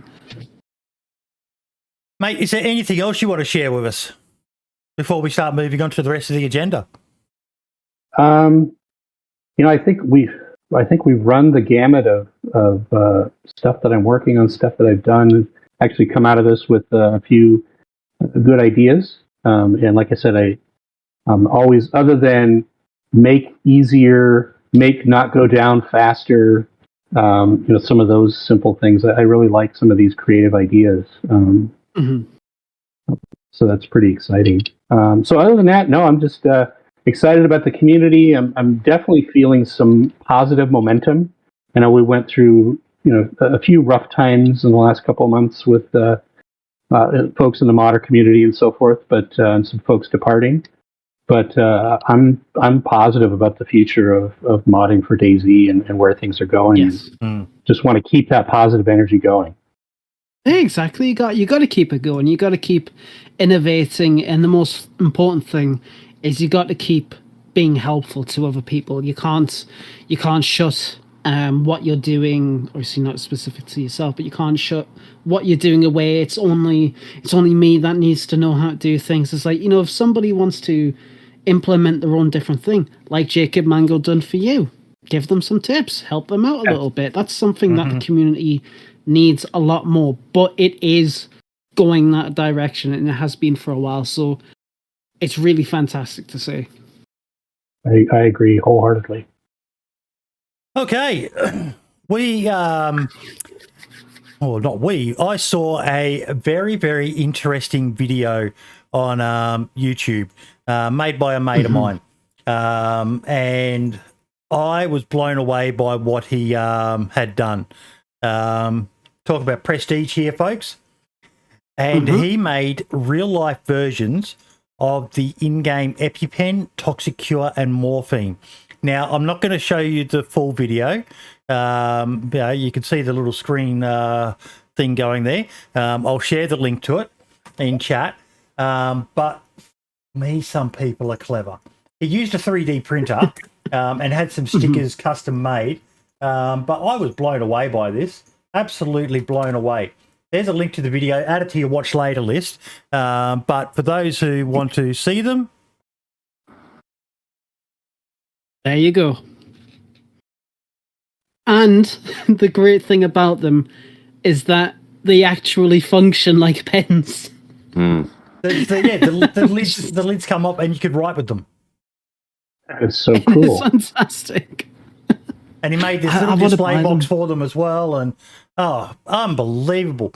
I would love to see a way where people could, obviously there's copyright issues. There's no issue with making it for yourself.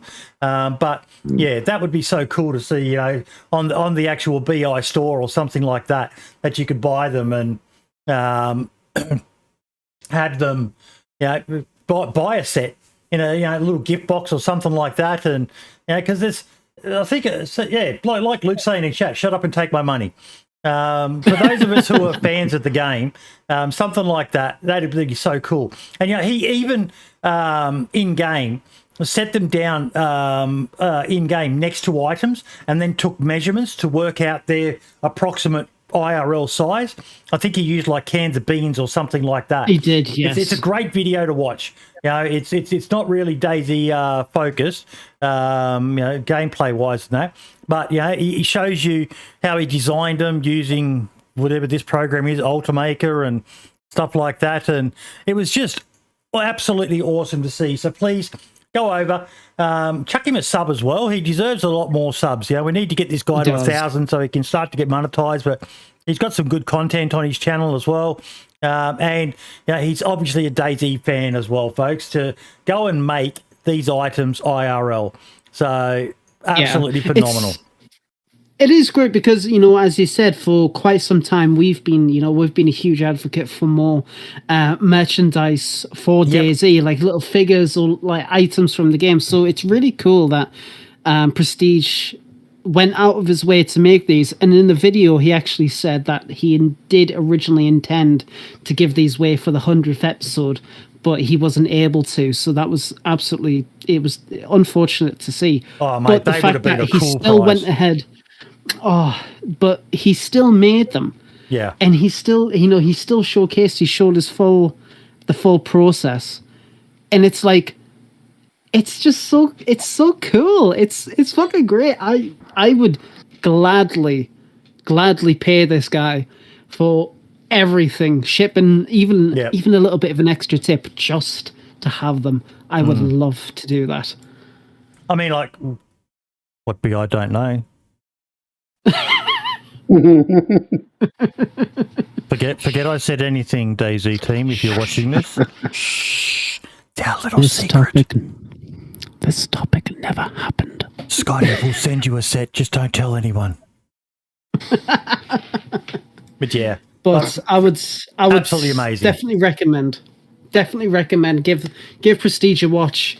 Give him some love and attention. And you never know, maybe you'll make some more. Now, I had to share this clip. That guy, Sil, he's back making content again and just sharing DayZ stuff as well. I'm a big fan of his. This clip blew me away. What the fuck, man? Make sure I've got audio on. It's great.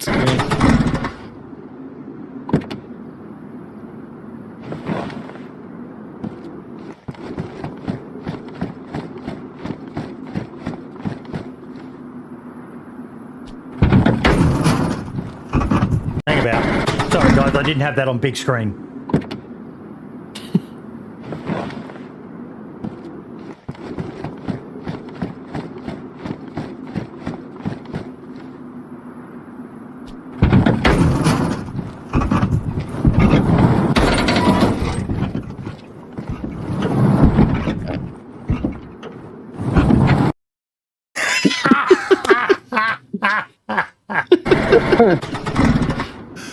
Oh my! Oh, and all he did was take a tire off. Lemons, why do you think it did that? You're our console expert. Why do you think that car behaved like that, mate? I'm gonna bet $5 that he was probably playing on a community server. I may be wrong, but a lot of the stuff that you see on console, because there's thousands of videos of just cars going everywhere, and a lot of the community servers don't properly optimize their servers, and they'll have so much loot, and they'll have stuff that exceeds the loot economy's like standards and what it can handle. It absolutely breaks the game. There are people that will make, like, because I think it's like around, how much is it, like 12,000 for the loot economy, like the max? I'm not too sure. Okay, but there'll be people that will go up to like 20 or 30 or 40,000 for items. They'll just completely throw it out there, not understanding what could happen. Yep. Then you have stuff like this where cars turn into like javelins and they're being flung up in the air, and I've seen that video that Dope Mods is referencing in chat there. The one where it's a base and they've got like trucks and a ton of cars in there, and someone's trying to move one out. They bump one car and it just turns into this massive shit show of cars and trucks just flying everywhere and players dying, and it was just absolutely insane. But a lot of this comes back to what we've talked about, Lemons. And it's something, I know we're harping on it, but I'm going to keep harping on it because we've had no answer, no explanation as to why, but console need dedicated servers. Give them the option.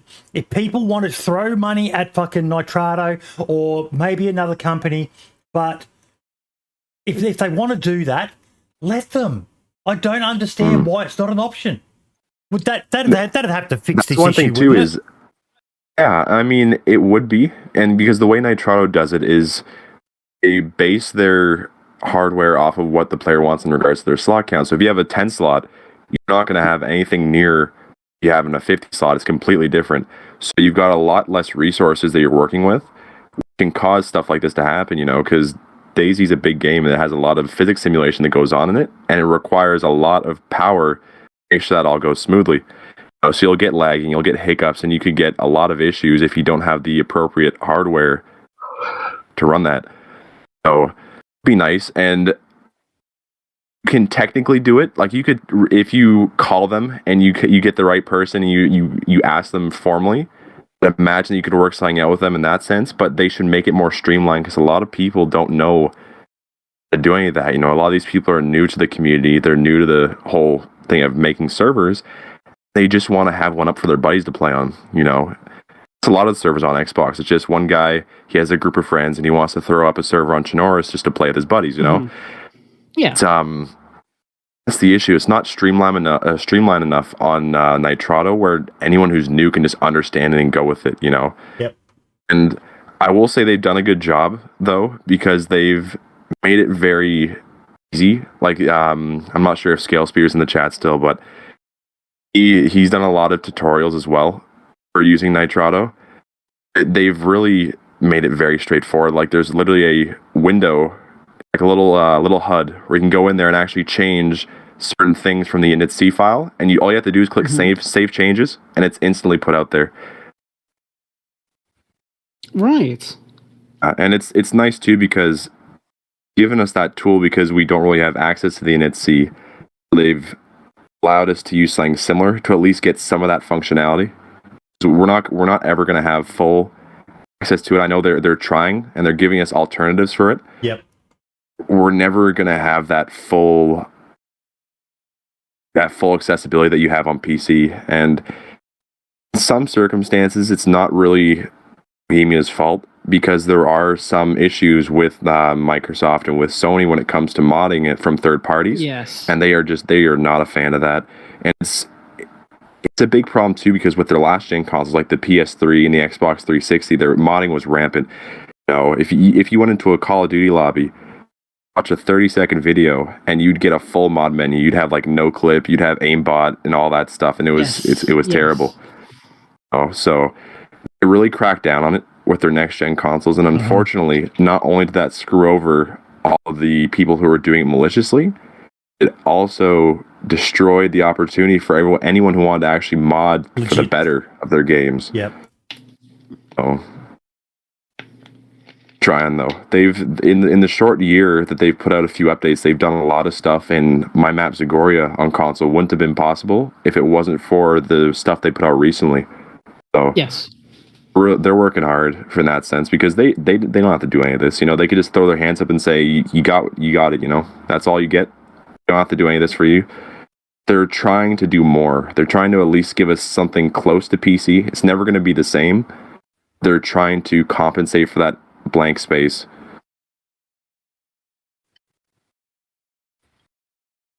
It's good to see.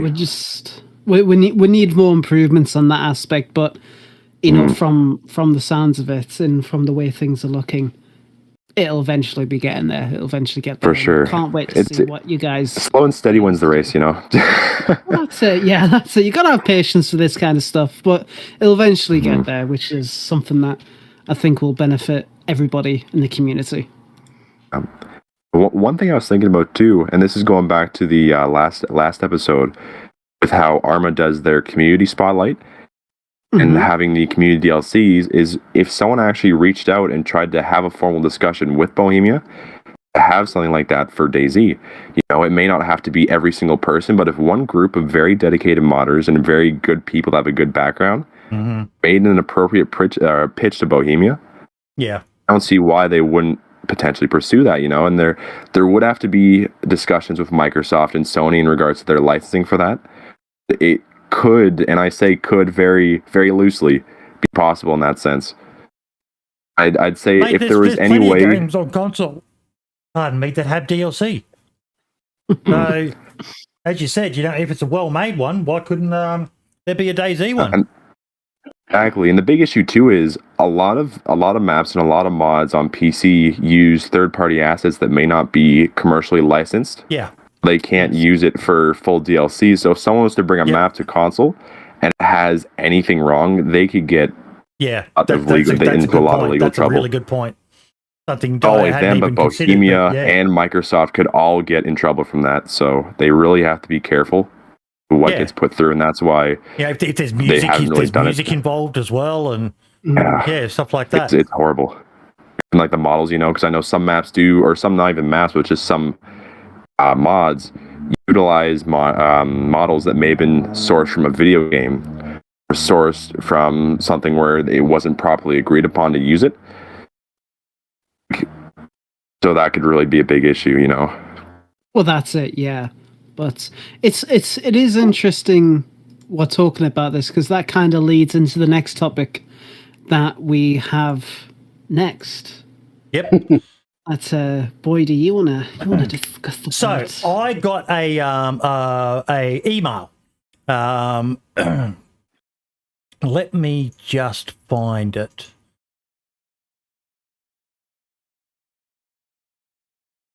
From Bill. Hi, I hope that you are well. I found this email address on the 87.8 Survivor FM webpage. Yes, we have a webpage, folks. 87.8survivorfm.com. My apologies if this has been proposed before, as I am not part of the DayZ developer community. I had an idea that I would like to suggest to the DayZ map developer community, but do not really know where to start. Please let me know your thoughts on the following and if it would actually be feasible. A community assembled map. Since it takes a great deal of time to create a DayZ map, why not have a number of map developers all contribute to one grand map that would be managed by a single contractor or some sort of board of directors? The large empty map containing only its topography and would be presented to each of the developers in a Zoom call, could be Discord, could be whatever.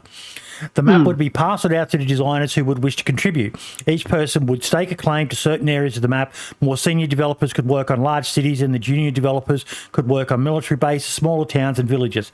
Once each model was completed, they could all be assembled into the main map by a team of chosen individuals. Various roads, tunnels and railroad tracks could be added later to link up each of the modules.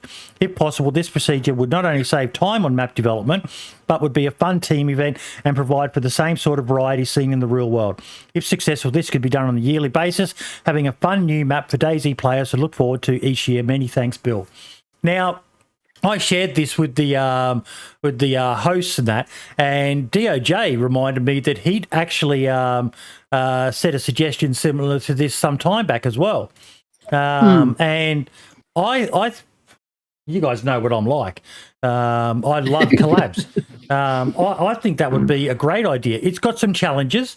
You know, some people have got certain styles, and you know, you'd want to make sure that it was managed well, so that there was, you know, it didn't ruin immersion, and just the general look. You know, you've got one area that's snow, and then right next to it's a desert map and stuff like that. But I think there's some merit to it.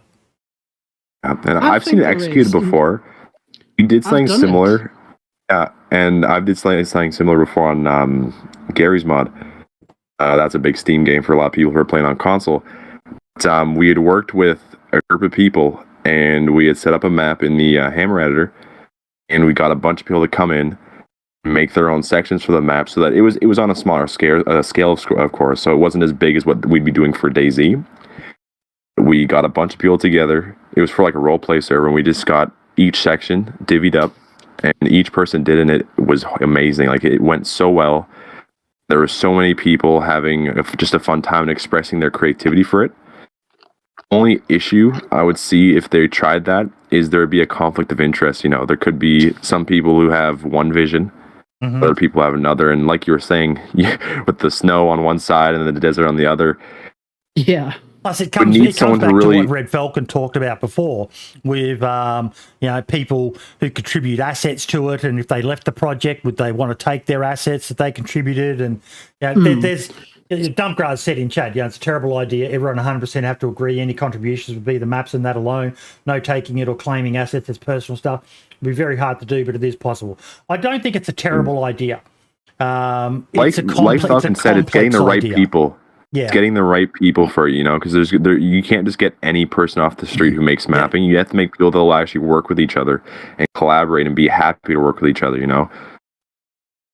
But in that sense, like in a perfect world, if you were to get the right people, the right time, the right place, it could totally be possible, and you could get an amazing result out of it if everyone was working in collaboration with each other. Because big game studios do it, you know.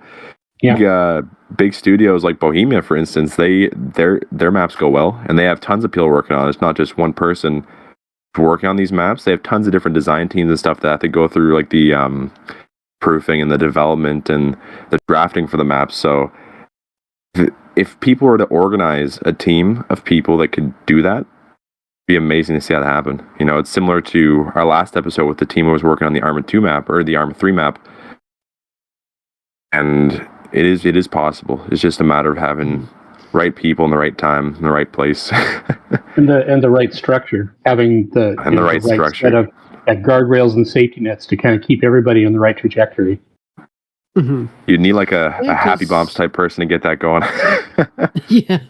See, that's the thing that I've actually done before. Back in Extracare, Kafina was teaching me the ropes with Terrain Builder, just a few little bits and bobs, because I wanted to propose adding a location in the alpha map. So we kind of agreed that would be possible, and we did end up implementing that.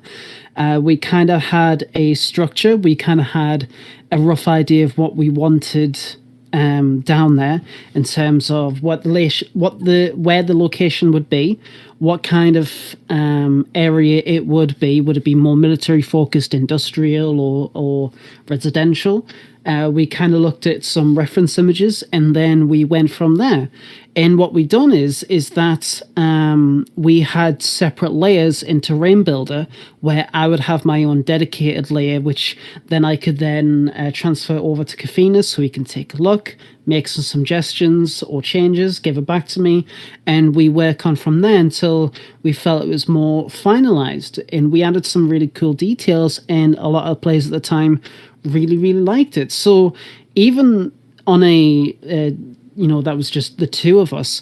As a team, if you do it properly, talking about the structure, and if everybody agrees on, okay, this area is more focused on a hilly mountainous region with a few little villages here and there, here's some reference images, as long as you keep the communication up and the agreements are all done proper, because with that, it's even a good setup for a community DLC map.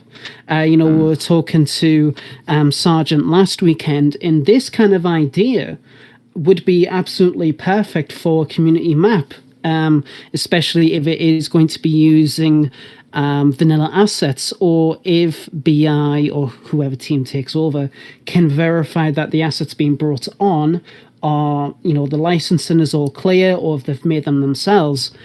It would be really, really good. I think it would be a really, really good idea as long as everybody who takes part in it is clear on the purposes, the legal requirements, the agreements, everything. I think it'll be. Like Dumpgrass said, it would have to be like an employer-employee situation. Yes. It can't be like buddy-buddy. It would have to be very formal in that sense. Yep. And then okay. So then take this concept, and then instead of a map, which I think is a great idea, what if it was an overhaul? So looking at similar to expansion. Similar, but where we're looking at like vehicles, okay, the way that vanilla cars work. Well, what if we did an overhaul as a collection of mods that says, okay, we're going to make the vehicles different, we're going to theme it for role play around this storyline, and change things through mods in one giant collection to make the game behave slightly differently. But the same concept, where it's a team, everybody's contributing different parts, it's all playing to one common theme, one common story.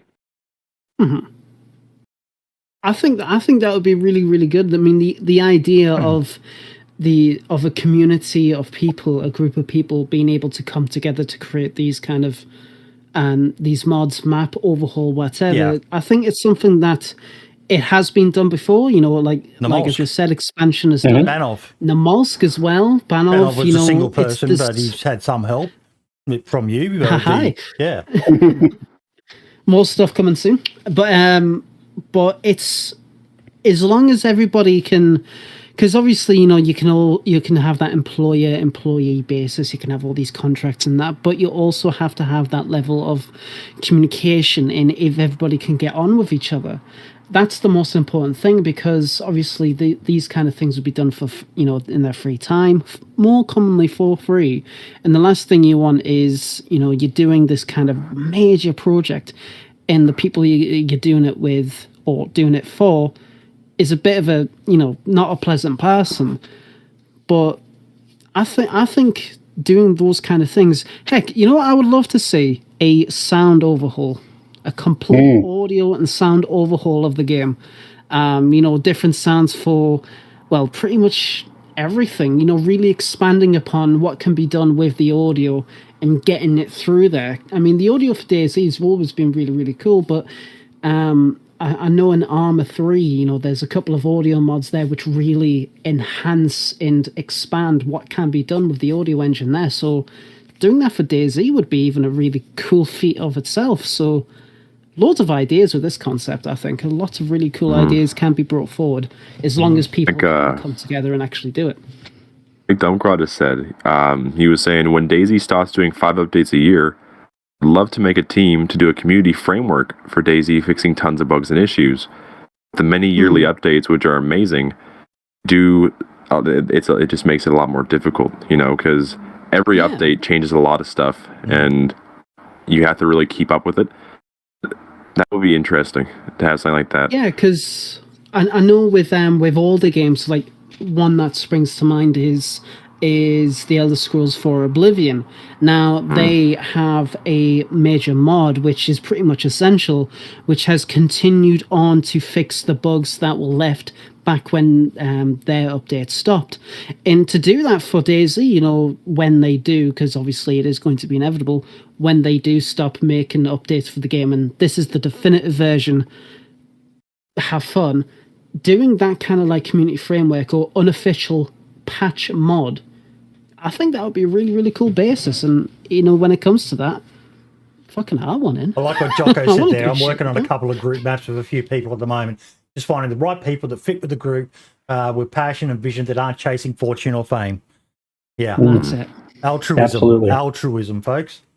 Yeah. The word of the stream, altruism. Now, something else that blew my mind through the week. We've touched on this a little bit of late, we've touched on this guy a hell of a lot of late. But bloody Zesty Polvo, man. I have purposely not watched this video because I wanted to be a bit surprised. A couple of days ago, the power went out for the entire island of Puerto Rico, and I don't own a solar panel or a generator. So I spent the better part of 36 hours being completely unproductive, just sitting on the sofa or laying in bed watching TikTok and YouTube all day. And when my phone died, I would go to my car to charge it. And then I remembered that Tony's always playing DayZ with me through a website called GeForce Now by Nvidia. And he does this from his OG Xbox, straight from Microsoft Edge, as weird as that sounds. So it got me thinking, if he can do it on the Xbox, then I can probably do it on my Android. So I just went to the Google Play Store and I searched GeForce Now, and holy shit, they have an app. So I installed the app and I logged in. Obviously, for this to work, you need to own DayZ on Steam. You also need to create a GeForce Now account and link your Steam account to it. The beauty of this app is that you don't need to wait for the game to download. You instantly have access to a huge catalog of games, provided that you already own them or they're free to play. I just realized that this sounds like a sponsored segment. I promise, these people are not fucking paying me to say this shit. For certain games, you will have on-screen controls, but if you have a Bluetooth controller, then you don't need it. I apologize in advance for the video and the audio quality. I was using a shitty old Xbox headset, and then I started using a different app for background recording, which made it even worse. Anyway, this is how it went. Okay, I think we're recording now. Let's see. So, I want to see how far I can get in this life. I'm using the GeForce Now app on my phone. I'm using cellular data, of course. I'm using mobile data. And I'm using an Xbox controller. Okay, I think I need to turn on the Bluetooth here for this to work. Perfect. This is kind of one of the biggest problems. I can't get rid of the stuff on the screen, all the buttons and shit. I need to turn on the brightness a little bit. The fact that I'm able to stream a PC game to my phone while using a controller is pretty fucking insane. There's some latency, definitely. I mean, there's always going to be latency because you're streaming a game, so there's always going to be a little latency. But I also have, it's working over Bluetooth, and Bluetooth adds more latency, and it still feels really smooth. This is insane. If you could somehow somehow plug in a mouse and keyboard to your phone, which I'm pretty sure there's a way to do that, this could be an actual thing. Latency is high. I'm all sorts of messed up right now. Okay, so this is what I was trying to tell you guys. There's a couple issues with this. I already played it a little bit. Kind of feels bad that I didn't get my first impressions, my first reactions. Is that a player? Also, the screen is incredibly small. Like, I can't see what's right in front of me. Can't see past like 20 meters. When you have a controller, of course. I'm going to stop it there because we are going to do what we always do and share the link and get people, if you want to find out more about it, the link will be, well, no, Blade, you've already on it. I'll share it to the YouTube crowd. Already done it. I've already done it, fam. You're all right.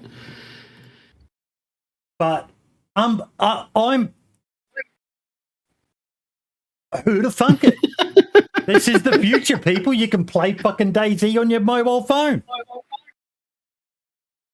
It's you never yeah. Like saying before about it's mod. Now that we have these options, people who want to test out PC and test out these mods have the opportunity to, if they're limited to like an Xbox, you know, or just have their phone or tablet, a crappy computer. I know Scale Speeder, for some of the stuff he does, he uses I'm not sure if it actually is GeForce Now, but he uses something similar.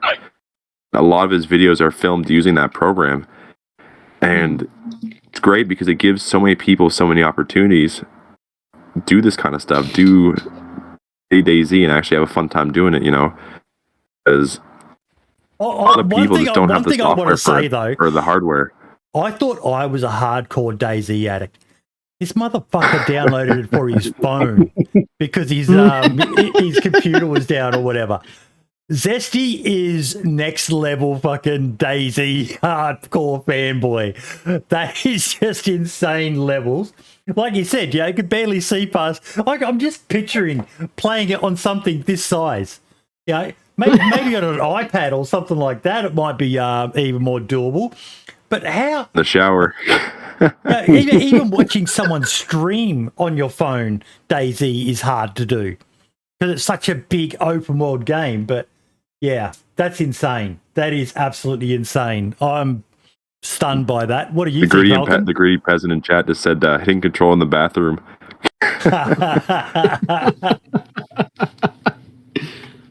What do you think, Malcolm? It's it's exciting that the future is taking this direction. It's also makes my head spin exactly the scenario he was saying where, you know, power's out, did everything I could, ran everything out of juice, sitting in my car charging my mobile device, and oh wait, I could play DayZ on it. On my cellular data as well. Right. Insane. Absolutely insane. Skullspeed is saying Xbox Game Pass Ultimate allows you to play Xbox DayZ on a phone, tablet, or old PB, whatever PB is. And GeForce Now allows you PC? PC maybe. GeForce Now allows you to play many PC games on phones or old PCs, laptops, including Armor, etc., at high settings. Could you imagine trying to fly one of your choppers on a mobile phone, mate? Oh my God! Oh yes, yes. That should be like the absolute challenge. There's minimum. a challenge for you, folks. Send us a video of you successfully flying, taking off, flying for a few kilometers, and landing on a mobile phone. Just imagine if someone used the gyro systems in a phone in a model where that could influence the controls for like the helicopter. So you'd move your phone around. And if challenge accepted. If anybody in chat or anything like that can try and do that on any mobile device, the Stream Deck, not Stream Deck, the Steam, I keep fucking mixing them up. The Steam Deck, or if you can do it on a phone or anything like that, let us know because I want to see that. I want to. Don't is saying it's mapped to a controller, so it could work.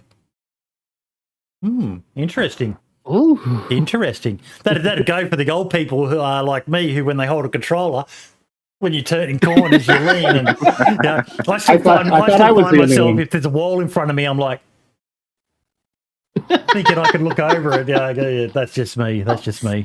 You know what we got to see? DayZ with a Wii remote. What have you done? Guitar Hero controller. Yep. Oh my god, Just that would be imagine- hilarious. Just imagine playing DayZ with an Atari 26 controller. Oh shit. Now, this next topic, lad, this is your one, mate. Dear old delay. Fill us in on what happened with John Mcclane. It's so sad. Right. I was absolutely devastated when I found this out. So Dear Isle was set to release shortly after 117 was going to come out. He's been working a lot of time on this update, and it was so exciting, to finally get a hands on what he's been developing for the last 6 months. Unfortunately, there was a bug with Terrain Builder, a critical bug, which prevented his latest build from being loaded. And from the sounds of it, he knows, like, okay, no biggie, I'll just go to one of the backups, except his backups had the same bug. And he has now lost around 2 to 3 weeks of progression with Dear Isle, unfortunately. So because of that, he's gone back to the drawing board. He is absolutely pushing out. I've seen that he's been streaming his development. So the delay, the new release is being delayed for that time, 2 to 3 weeks, which I know, DanceofJesus, it's really weird. Like, how could such a fantastic program have a bug? Wow. But yes, unfortunately, Dear Isle has been delayed. So anybody who was really excited for that, you just gotta wait a little bit more. He's got his Discord available. So if you want to keep track of what has been going on, you can do. You can also follow him on, I think it's Twitch that he streams to as well. Hello, Click Daddy. So yeah, that's pretty much the situation with it. He's not sure how the bug happened. So hopefully with his with him working back on it, hopefully it doesn't happen again.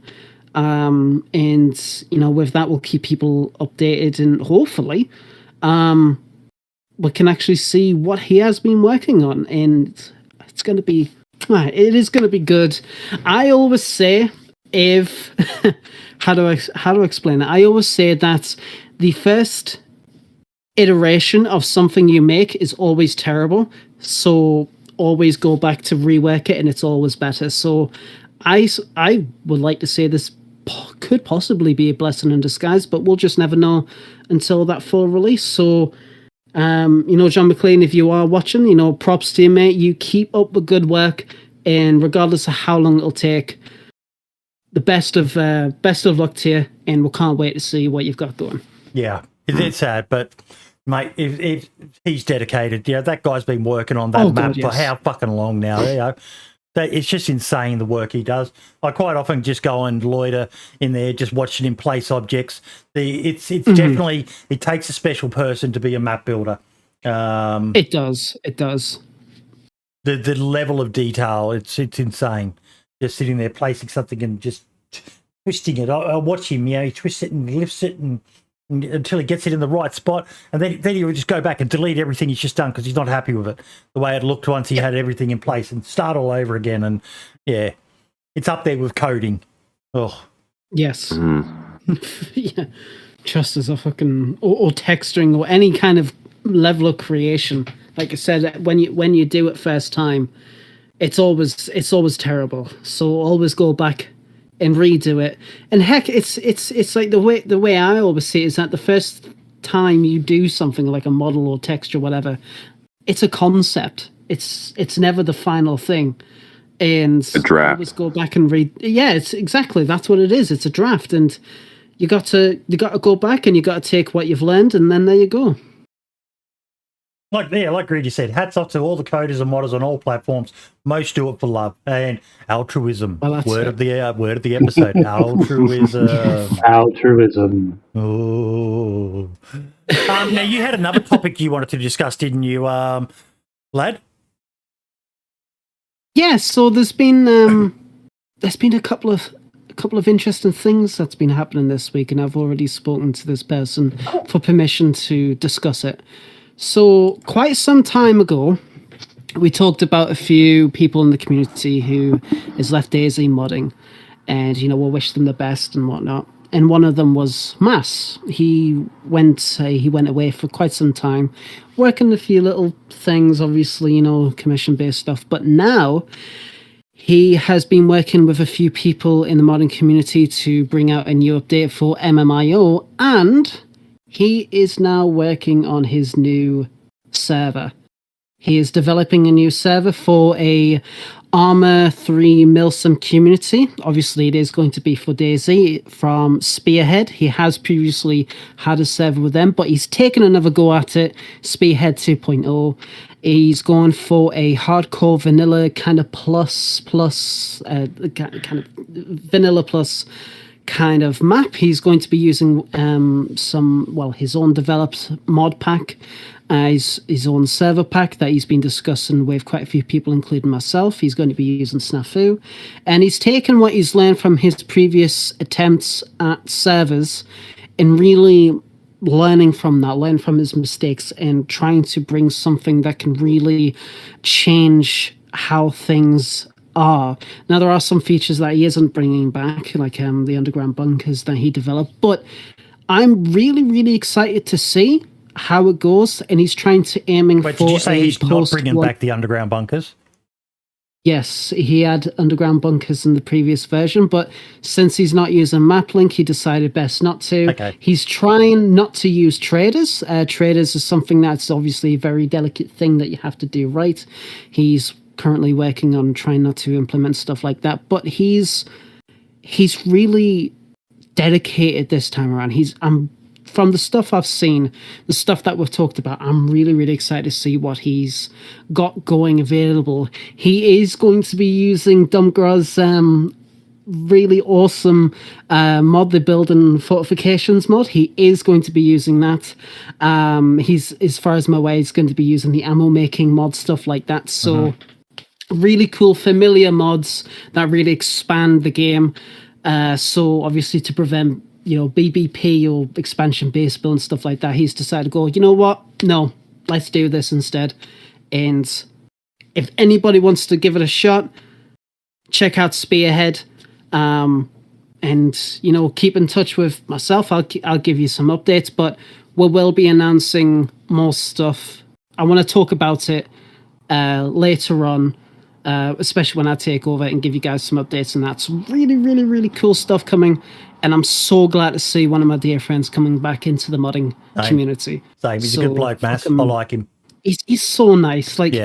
He's really, really, really nice. Okay, we are now going to, because this is my final episode, everyone knows my pet passion is modders. So I went and picked a bunch of mods that I want to showcase in this, my final episode as the main host of the show. The first, let me just bring it up and then share the screen.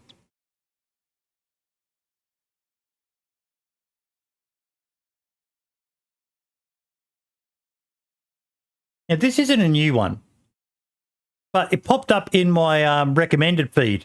This is from last year, and I don't remember seeing it. Basic Pipe Bomb. Has anyone seen this? No, I haven't seen it before. I've heard of it. I think I've heard Damon Forge talk about it a few times, yes.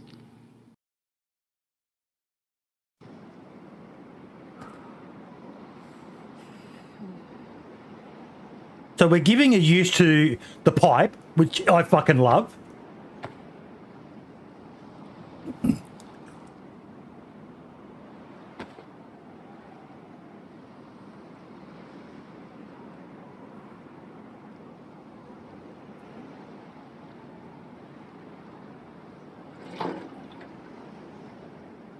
I do love the bug That is arms. a really unique. Yeah. I was just about to say that's a really unique way of sorting that out.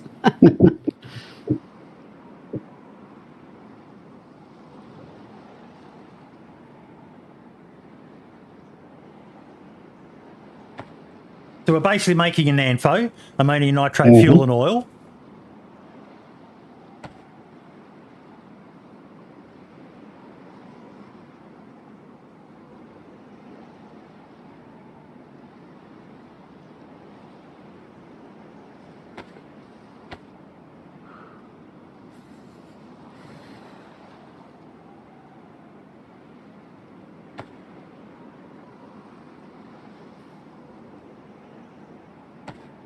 So Dumpgrass saying in chat, the gas-soaked rags, the amount you attach to the pipe bomb extends the fuse burn time.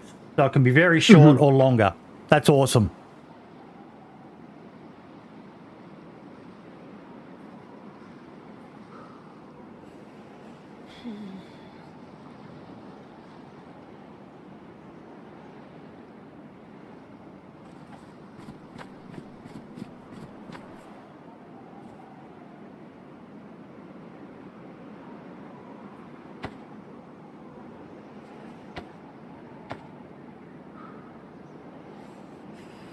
Called the basic pipe bomb, Johnny Bravo.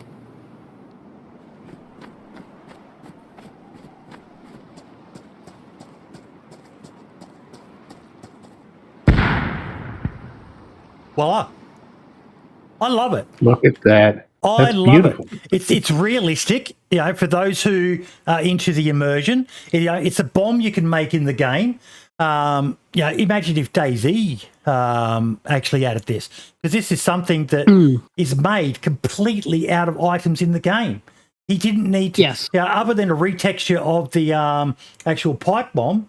But that's just fucking awesome. Thank you, Lemons, for sharing that. Yeah, it's really, really cool to see stuff like this. Is it actually a mod on the mod store? Because there's no link to it in the description of the video.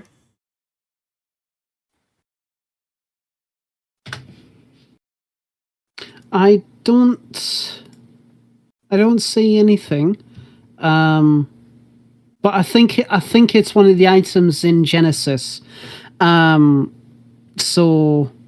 as Dumpgrass said as well, most if not all of Demon Forge's mods are repackable and are on his GitHub. So if you do want to try and give it a go, then go to Demon Forge's GitHub, see what he's got available there, and go for it. But I do believe that the pipe bomb is a part of Genesis. So if you just want to try it out, get yourself on Genesis as well, give that a shot and see how it goes. Because that blew my mind. I was like, how did I miss that? That was it's just such a good mod. Yeah, I love the immersion side of it. Type mods. And yeah, that would just be, and there's so many aspects of it that you can use to limit the, you know, some people may go, oh, geez, on a standard loot server, you know, you can find most of those ingredients quite easily. So people will be making bombs left, right, and centre. But you could play with the files, and you could limit the amount of fuel around or the amount of fertilizer around. The easy one would be limit the amount of pipes. Because, you know, the other two you need for other aspects, vehicles and for gardening. But pipes, what use do they have? You know, they could become like the old, you know, one of the first raid tools was the raid sledgehammer. And, you know, on servers that had that, you know, the sledgehammer was as rare as hen's teeth. So you could just make the pipe, which is a fairly innocuous item, a very rare item. Easy to control for servers that are looking for a good way to, you know, leave it as not something that just happens that, you know, you pick up your C4 from crash sites and all the rest of it. Blown away, absolutely blown away. Yep. Demon Forge is another legend of the community who does some amazing freaking work. You know, he's got a link to his GitHub right there. I don't know how you would go about adding that to a mod, but that takes people smarter than me, but there's plenty of people in the Discord and in other Discords who would be happy to help you if you were wanting to look at it. He's got some rules there. Make sure you visit his GitHub. What was that you were going to say? Yes, I was going to say thank you to Dom for linking the GitHub links in the chat. Much appreciated there. Oh, Demon Forge. So for some reason my message didn't go through, but yes, it's on my GitHub and available to repack into your mod pack. I did not know Demon Forge was here. I wasn't blowing wind up his ass because I knew he was in chat. But yeah, that's just fucking god tier item. Yeah, we go back to this idea of what you guys were talking about before. Yeah, I had a dream of my real storage mod. We've got a mod we're going to showcase soon, which is sort of touching on that. But fuck off, Ike. It's good to see you, though, mate. I've missed you. I've missed you for the last couple of months, mate. I really have. I need you in my life. I need you more than you know, my man. You're the sort of mate that everyone needs because it keeps them from ever getting a big head. He's one of my favorite people I've met through fucking gaming. I've got a big smile, mate. You actually this is the first time I've gotten a bit emotional. It's made my day that you're in here, buddy. It really has. Thank you so much, and it'll be nice to see the arse end of you as well. And thankfully the podcast is seeing upon a better path. No. Ike's got himself a super hot engineer girlfriend, so he doesn't have time for us nerds anymore. Oh, no, that's fair, yeah. Derailed my train of thought. Shut up, Siri. But so like a more immersive version of DayZ. I would love to see a pack with maybe a custom map. Where it's got dump grass, metallurgy, and mining mod, and ammo making, and realistic items like this, and storage that you craft. You don't just find or buy from a trader, and just a really realistic. But again, that's a massive project and would take some amazing people. Muffafic, thank you so much for the raid, mate. And thank you for everyone else who's followed and subscribed over on YouTube throughout the show so far. We'll do a full list of everyone at the end. But, Demon Forge, fucking God tier work, mate. That is just a brilliant, brilliant item.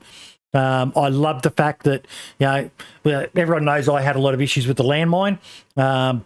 I don't like these things that you find and they're so overpowered, whereas something you have to actually craft and, go to the trouble of, even as it is, it's still a difficult item to craft. It's not something that, who walks around with a jerry can of fuel on them? Who walks around with a bag of fertilizer on them? Prep them. Yeah. You have to prep them in advance, which is something that's really cool. Yep. Great idea. Absolutely brilliant. More things like that for the game, folks. More things like that. This next one. If anybody has arachnophobia now, turn away. Dino's Vinos released a spider mod. I fucking hate spiders. I fucking hate them with a passion. He shared with me a video that someone made of them. I'm going to press play and then I'm going to go to the toilet because I do not like spiders at fucking all. King of Lobar made this.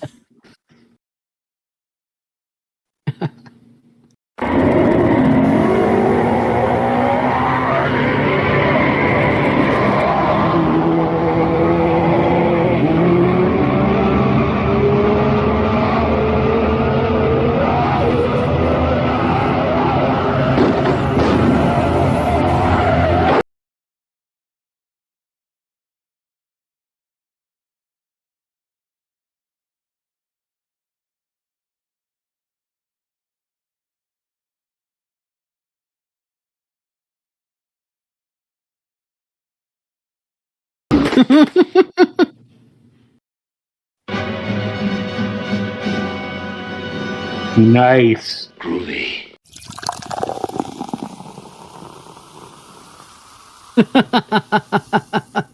That is fantastic. It's fucking that. See, if there's one thing that I've always liked about Dino Spinos is that he always creates something really unique and right. Boydie has now found a deterrent to Ike just as Boydie's about to fucking leave. Typical. Fuck's sake. If only Dino Spinos actually made the mod earlier. But I really like his mods. I really liked how he goes about them. And Dino's so cool. But yes, really cool mod. Really nice to see. He said to me that he swears he only wanted the nice Demolsk eye spider. So, and then it's evolved into whatever the fuck that was about. Even the thumbnail freaks me out. Bloody one of the guys in my Discord, he's got this clever little GIF that you can send in a link, and it was a spider, like it looked like it was crawling across your screen. My mate Moonshine said he actually threw his phone across the room thinking it was a real spider. Yeah.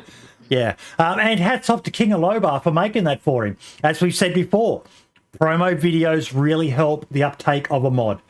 Yes, yeah, definitely. If there's one, I just saw that. Yes. That's one thing though. Like, I'm not being funny, but if I was to play Namalsk again, probably, hopefully soon, and I'm in one of the dark caverns, the one dark caves, and I see that fucking thing running towards me, I am alt F4ing so hard. Imagine being in one of the underground bunkers and only having a torch and seeing that come around a corner. Oh my dear fucking Lord. Not even like a torch on a helmet or like your gun, but literally... What was the movement like? Like, I seriously have not watched it. I don't want to watch it. Spiders creep me the fuck out. With the legs it was moving like a spider's, isn't that? Yes. So it's completely custom animation? Oh. Johnny Bravo, no, I am not doing a 24-hour Namos stream again. Fuck off. Not a chance. You have to pay me to do that again because I was so ill. I did send a message to my mate Spud, who's one of the admins on the team as well, and I said you need to add that to my favourite server because one of the beautiful things about DayZ is those jump scares, those frights you get, and I swear to God, if that was on a server and I didn't know it was there, and that came at me, I would probably fucking log off there and then. My heart would be in my chest. I'm literally one of those people. I can be going through the old Guinness Book of Records when it was in a book form, and you get to the spider section, and I'm like, oh my God, turn the page, look away. Oh, I hate spiders with a passion. My missus has to kill spiders in the house. The worst thing I've ever seen was when we were living in North Queensland. We had a wolf spider on the back patio. It was a big one, probably around about that size. Right. And I've seen and I've freaked out, but I'm just kind of, that morbid curiosity of like, oh my God. And the missus goes over to, she's not scared of them. And she whacks it with a thong, and it was a mother and it was carrying babies on its back. Some spiders do that. And it was just this sea of hundreds of little spiders crawling up, and I'm, oh my fucking God, I'm out. It was, oh dear Lord, it just, yeah. Oh. No, man, I'll take snakes any day over a spider. Snakes, I've got a healthy respect of, but oh my God. Ugh.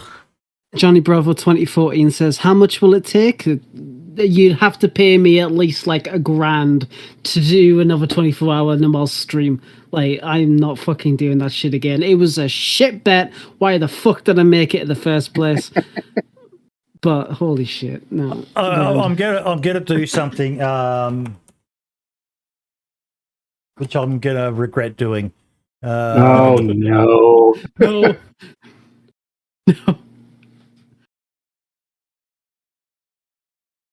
Oh dear Lord. That's a big one. Oh, that mighty fella. Oh, he's a beauty. That's actually eating a bird. Fuck a beauty. Yeah.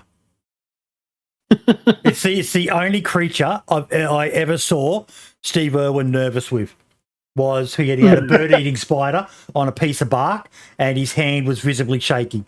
And if that is enough to make fucking Steve Irwin fucking scared, then there's a fucking reason why I'm scared. Motherfucker would be like, he didn't care about snakes, but a spider, nah. Yeah. Ugh. Hate spiders. Hate them with a passion. Okay, moving on. Let's get away from this topic. The next one I wanted to showcase is another creature. What? Where did it go? Did I use the wrong link? Okay, must be in this. The birds. Yeah. What? Yes. I thought Why is the link not working for me? Oh, well, you won't have to deal with these problems. You can have a more professional show moving forward, folks. I'll share. Don't worry, I'll share. Okay, I'll turn mine off.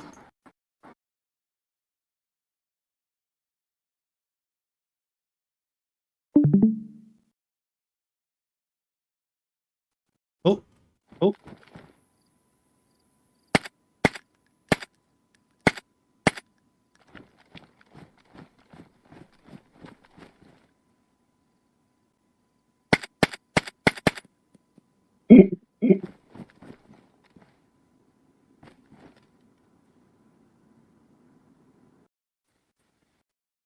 How cool is that? Bird. It's a bird, a cool bird. Just be able to shoot a bird out of the sky, and I'm imagining you could probably cut it up and eat it and things like that. I'd love it if it was, something that was on the ground and flew up into the air when a player ran by and things like that. Because many you can you eat them? Greedy Peasant's asking. I'm not sure. I'm going to guess you can. I've always felt that the chicken got gypped. You kill a chicken in the game and all you get is 2 breasts. Man, I don't like chicken breasts. I'm a thigh and leg man. I like the wings. Oh, you're a weirdo. Wasn't that already established like months ago? Yeah. Oh, look, there he is in chat. Prestige. We showed people your EpiPens and the toxic cure and that earlier, mate. Just amazing. Linked them to the video, so hopefully a few people go over and watch it, mate.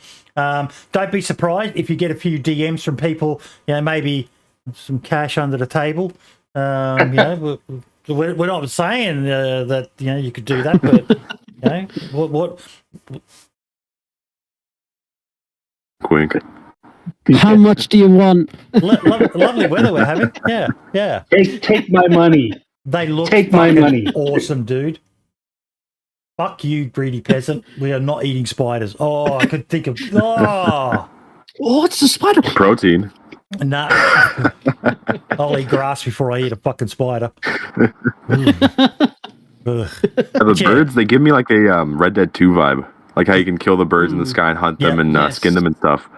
Yeah. Our boy Dumpgra is making some changes to his ammo making mod. That he is. Speak of the devil. He just said, think of all those baby spiders as little snacks.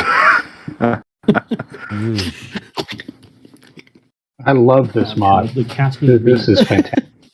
Hello, folks. As many of you know, I am the creator of the ammo making mod, and I have been working on an update for my mod called the Casting Rework. The Casting Rework will be removing a bunch of recipes, over 70 recipes in fact, many of them ranging from the creation of the ammo inside the molds themselves all the way to the filling and even the creation of the casting and tips thing.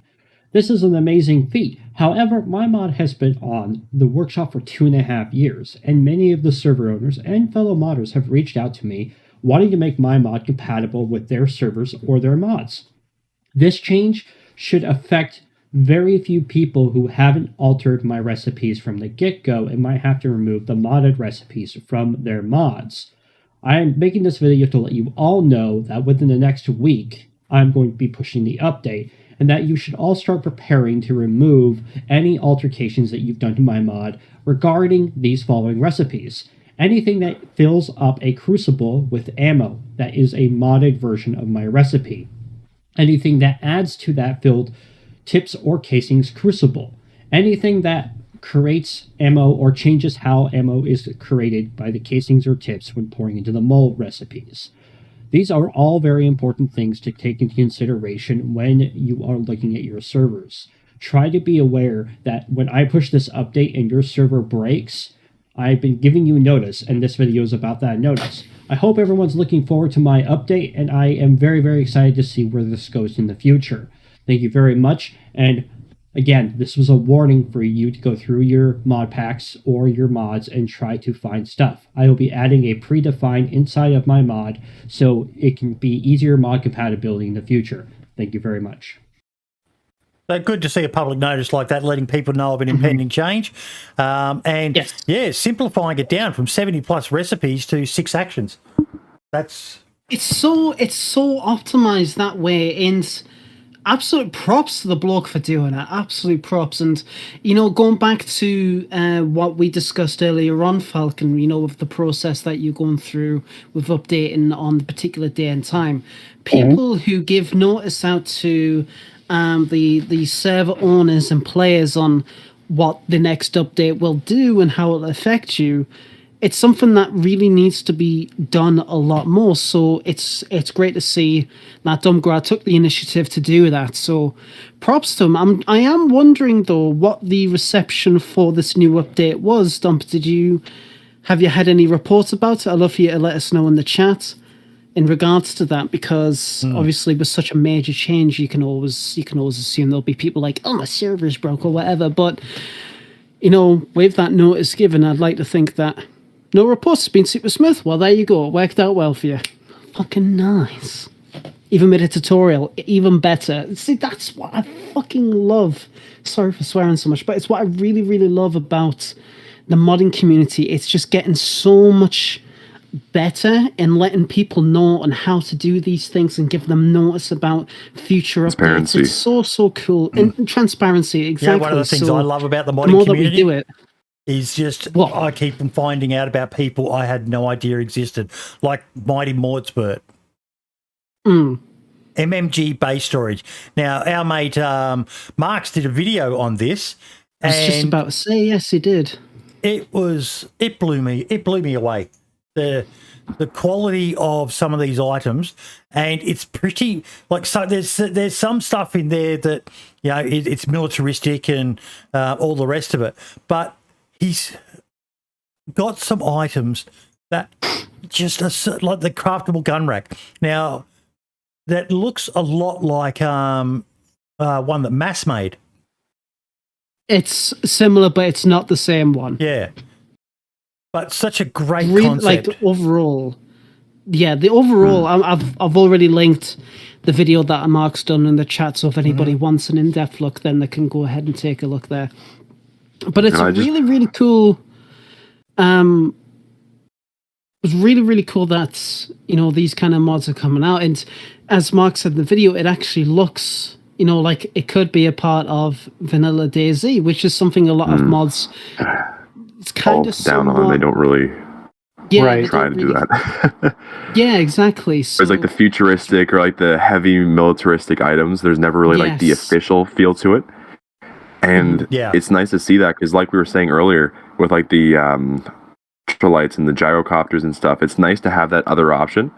Because there's some servers that want to have these military items. They want to have like the highly futuristic looking like Call of Duty exosuit type stuff. But and if they want that, they want that. But to have that also side where it appeals to the niche community too, that wants to have like official or vanilla or that realistic feel, it's nice to have like two options, in that sense. Completely agree. It's having stuff that looks like you just went to Cabela's or whatever your local fishing and camping store is, as opposed to things that look like they were kind of cobbled together with whatever was laying around. Yep. And that going back to what I had with the real stories, that was what I wanted, is items that look like they're even with this.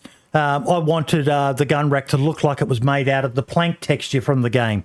That if something involves sheet metal, then it should have that corrugated look like the sheet metal does. Make it look like it's made out of the items that are in the game already. The other thing with this as well is it looks like there's no videos here. So we'll jump over to Marx's video. But the other thing that kind of blew me away was the level of detail in just the animations of it. Yes, the animations for this mod was really, really well done, and the safe was quite funny to use. Oh yeah. That one locker was really nice. How the actual the handle swivel slid, and you can pull it out like It's just I love like those Greedy compound said, makeshift items. They bring an apocalyptic feel to the game. Here we go. Every time you open the safe, it plays that sound effect. Yeah, it's, I hope that's something you could turn off if you didn't want it, but yes. it'll probably get annoying after a while. But I was genuinely, did Mark set that in? And then it just kept doing it. I was like, no, it's actually making that I was kind of thinking I genuinely thought he edited it in at first, and then again, the hinges great. lift. Was a fair number of slots, and another gun locker. The handle turns, the gate slides across. Yeah. It's just, all of the cases, the handles turn on them and hinges lift and things like that. It's great to see. I don't know what effect that would have on servers, but it's awesome to see that level of detail put into something. Yeah, you know you're leaning more towards a quality mod when they're putting that much attention to detail into the little things of it that just make it look so much better. Well, one thing I like to talk about too with that is they had stuff that looked like in the mod that looked like it would spawn naturally. They had the dumpsters and they had like the garbage cans. And what was really cool is there was a feature where if you went into the dumpster, you could actually destroy all the items inside of it, like clear out the trash. A lot of storage mods have had that. I know Helkiana's had a trash bin as well, and it's just a wheelie bin, and you could do that. So that's been around for a while, but it's a cool function, and it's great when they have one of those in a trader location, because so many people just go to traders and just dump shit everywhere. When there's a bin there where you can go to and just delete the items, and it's good to be able to have one in your base as well. So that you don't just have to dump stuff on the ground and add even more lag to your base area, and it's great to be able to delete them.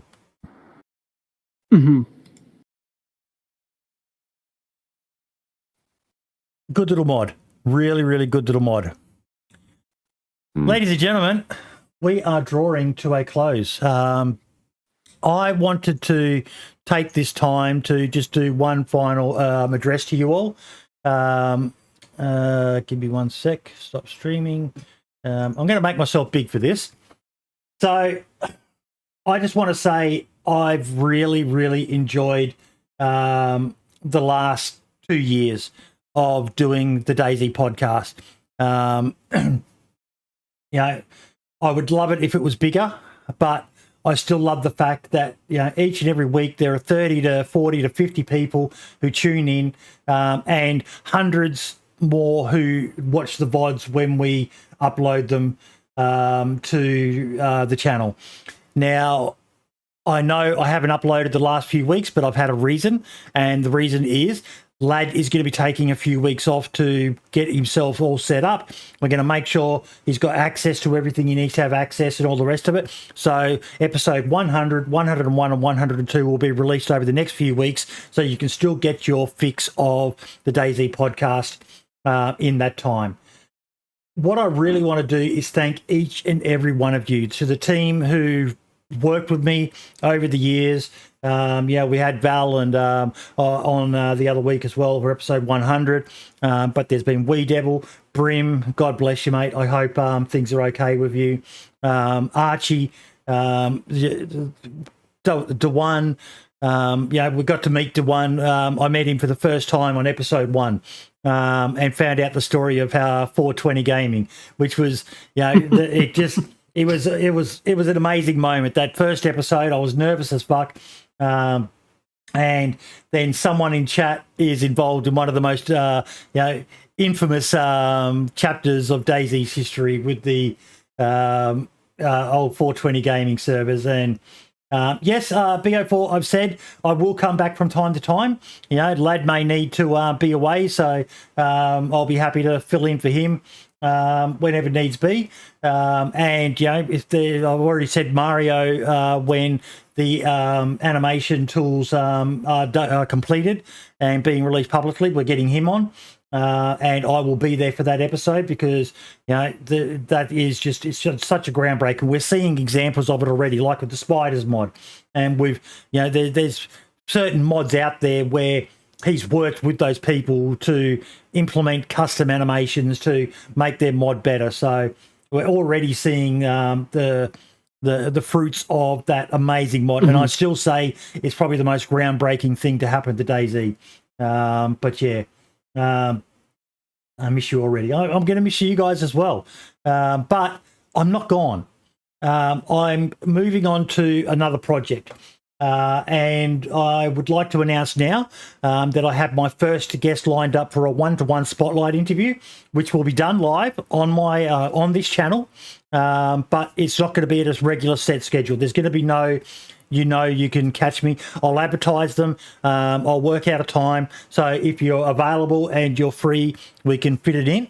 But the first spotlight interview is going to be with someone we talked about today, Dinos Benos. Nice. I'm fascinated by the guy. Hoping to maybe get some insights of what it was like to work with Frankie, and just everything that he's done in the community. But I kind of got myself sidetracked, which I do a lot. But I just want to thank each and every one of you who's tuned in. Whether you've donated or whether you've anything. Hang about. Go on. Go on, Ike.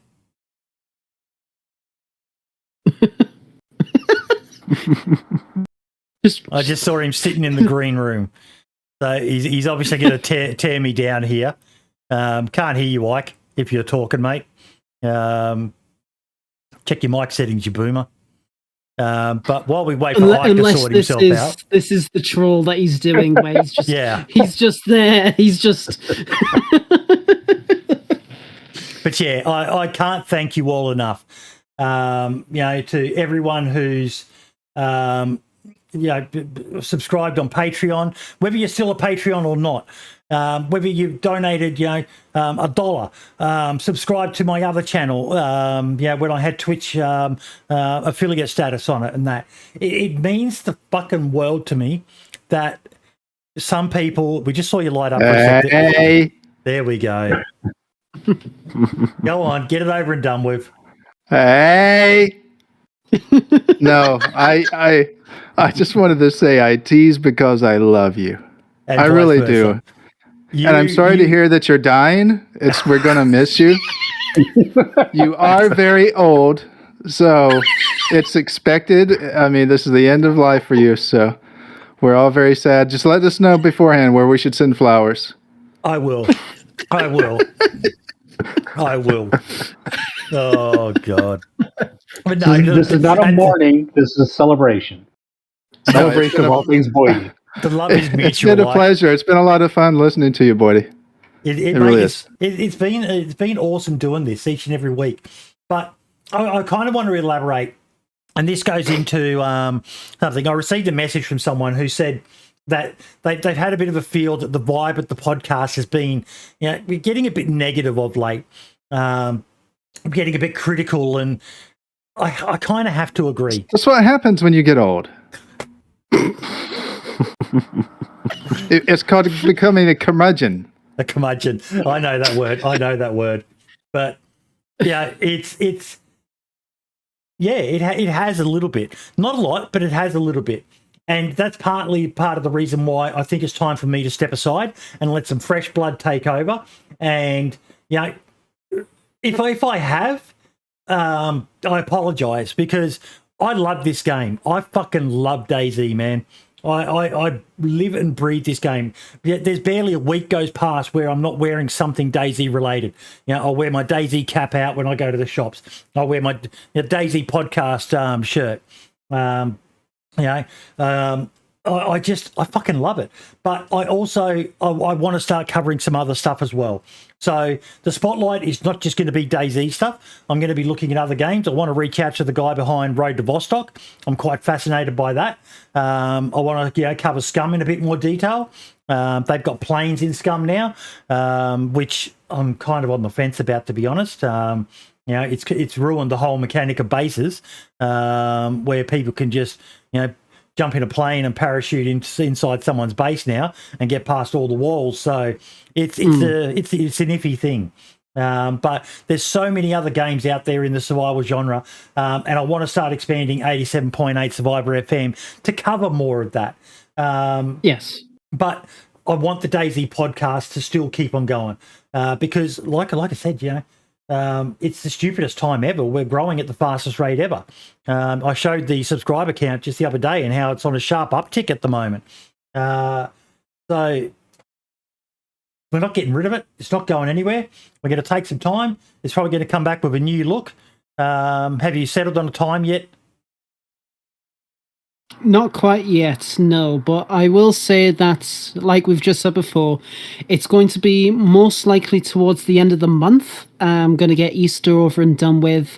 There's some stuff going on in my personal life that needs to be the forefront of my attention. So, but we're also setting things up. Like Boydie said, there's going to be a new look. There is going to be a new time. There's going to be a new format with it as well. If there's something I want you guys to keep me, online, on the line, and I want you guys to keep me updated how you guys are, with your feel of the show. I want feedback. I want to know if I'm doing a good job. If there's anything you want changed, or if there's anything that you feel critical of about the new, anything new that's coming, please do let me know. If there's something, bring back Boydie. Already, fucking hell, shit! I didn't realize it was going to be that shit. But I do want you guys to keep me accountable. If there's something that I'm really passionate about, is keeping the show going. I want to keep the show going for as long as I possibly can. I'm dedicated about the game. I'm dedicated about the podcast and the team and what we strive to do and the message that we try to convey to everybody. So Boydie, I've said this before, but I've got a lot of love and respect for you, and thank you so much for the past few years that you've dedicated towards this community, and we'll love you. And we are going to miss you, but you'll always be around. I will. I'll still be jumping into the Discord on a Monday morning, and we'll talk about the podcast that just happened and things like that. I'm not going. I'm just not going to be on the DayZ podcast regularly. Maybe a few times a year, I'll make a special guest appearance, come back, maybe even be a guest. Who knows? But yeah, I 100% agree, Luke. The podcast is in good hands with Lad, and I cannot wait to see what Lad and Lemons and Archie come up with for the future. Because part of the rescheduling time is, as you can see, Archie hasn't been able to make the last 3 weeks. He's at classes today. So we're moving the time. Archie brings a great dynamic to the show. He's got a great sense of humour. That's why we have Ike around. He's got a great sense of humour as well, even if it is all targeted at me. But if you follow us too on Twitter, I give as good as I get, and he gives as good as he gets as well. We just love doing it. I think some people don't know. I even had my son turn around and go, "Who's this fucking Ike guy having a go at you?" And I said, "Don't worry, it's all cool." Me and Ike we have this awesome. We get each other. I don't think other people get it, and it probably makes me a few enemies as well. But I don't care because I love having that. What would you call it, Ike? You're a words man. Awesome. It's awesome. It's fucking awesome. He did a tweet the other day. What was it again? You have to be an idiot if you need an AEST button on Twitter. And it was just silly little humor like that. T-Dog. I have seen that clip of I Show Speed. You know what? We're going to hang around Ike as well. But I'm going to quickly cover that. I put out a series of tweets. So, banter. That's the word I was looking for, Luke. There's a lot of banter between me and Ike. But, so I Show Speed, for those that don't know, he's a young streamer. I think he's 17 years old. And a clip is circulating at the moment that everyone is talking about of him being very fucking toxic and abusive in chat. Now, there's also another clip, and I've got a series of tweets on my Boydie73 account where I actually addressed it and I talked about it, gave my opinion. Everyone knows what I'm like. I believe young people make mistakes. Should he be held accountable? Fucking oath he should. Should he be cancelled and banned from... He's already banned from Twitch for what he did some time back, which was basically, I'll say the word, rape threats to a female. Live in a stream, and he was banned from Twitch. And I kind of think rightfully so. But should he be banned forever? No. We all learn from our mistakes. When you're 17, put yourself in his shoes. This is a 17-year-old boy who has blown up, like absolutely blown up. He has thousands of people watching him every time he streams. Dumpgra, the tweet is on my Boydie73 Twitter. It's about 8 or 9 different tweets, and I link to all of the videos involved with timestamps of where you go to check it out. And he's clearly an edgelord, edgy humor. I love edgy humor. If you follow me on my private, well, not private, but my Boydie73 Twitter, I love good dark humor. I've got no issue with it, but there's a line. And when you're young, you don't know what the line is. All he's thinking is, money, and my crowd love me to be like this, so I'm going to be like this. And he probably doesn't have, again, this is the casual nature of being a streamer, of being an influencer. A lot of these people, they don't have a manager. They don't have a mature, respectable person like Ike behind them telling them to what's appropriate and what's not. You'd do that, Fuck yeah. you? Yeah. So he's doing shit that he thinks is funny without taking into consideration the consequences of what it is. Do I believe he's sexist? No. I think he just likes to say stuff because he gets a rise. There's a difference between being an ist and being someone who's just trying to get a rise out of people. Everyone likes to call people racist these days. A lot of people aren't racist. Most people aren't racist. Your true racists are just, Now, the point that Dumpgra's making is something I actually address as well. A lot of people now see again. I don't think he was being truly. Okay, he was being sexist, but I don't think he is sexist.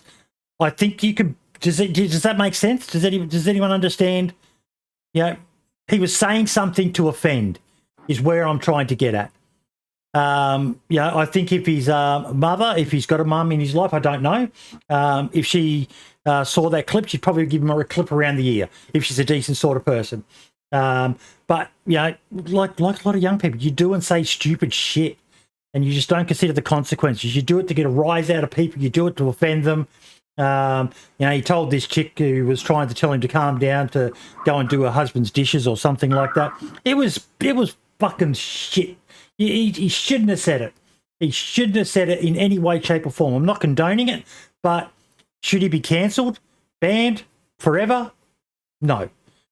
And this comes back to an issue I have with some of these platforms. You look at an NFL team, for example. Like, you're American, aren't you? Something like that, yeah. Yep. And so are you, Lemons, and so are you, Falcon. Those guys have, because a lot of those young guys, they're like, 18, 19, 20, 21 when they get signed into these $1 million contracts. They actually have people employed to provide guidance to these young fellas. It's not quite the same as with a streamer, but these people are there, and we see the behaviour of these people, and they've got it. Young people make mistakes, and I'm not saying he shouldn't be held accountable, Dumpgra, but the issue we have is with platforms like Twitch. Now, how many people have been banned and not known what the actual incident is? In his case, they do, but the feedback and the appeals process is absolutely terrible, both on YouTube and Twitch, not just Twitch. This is an anti-Twitch thing. So what's the recourse here? How does he prove that he's changed? It's so fucking complicated. I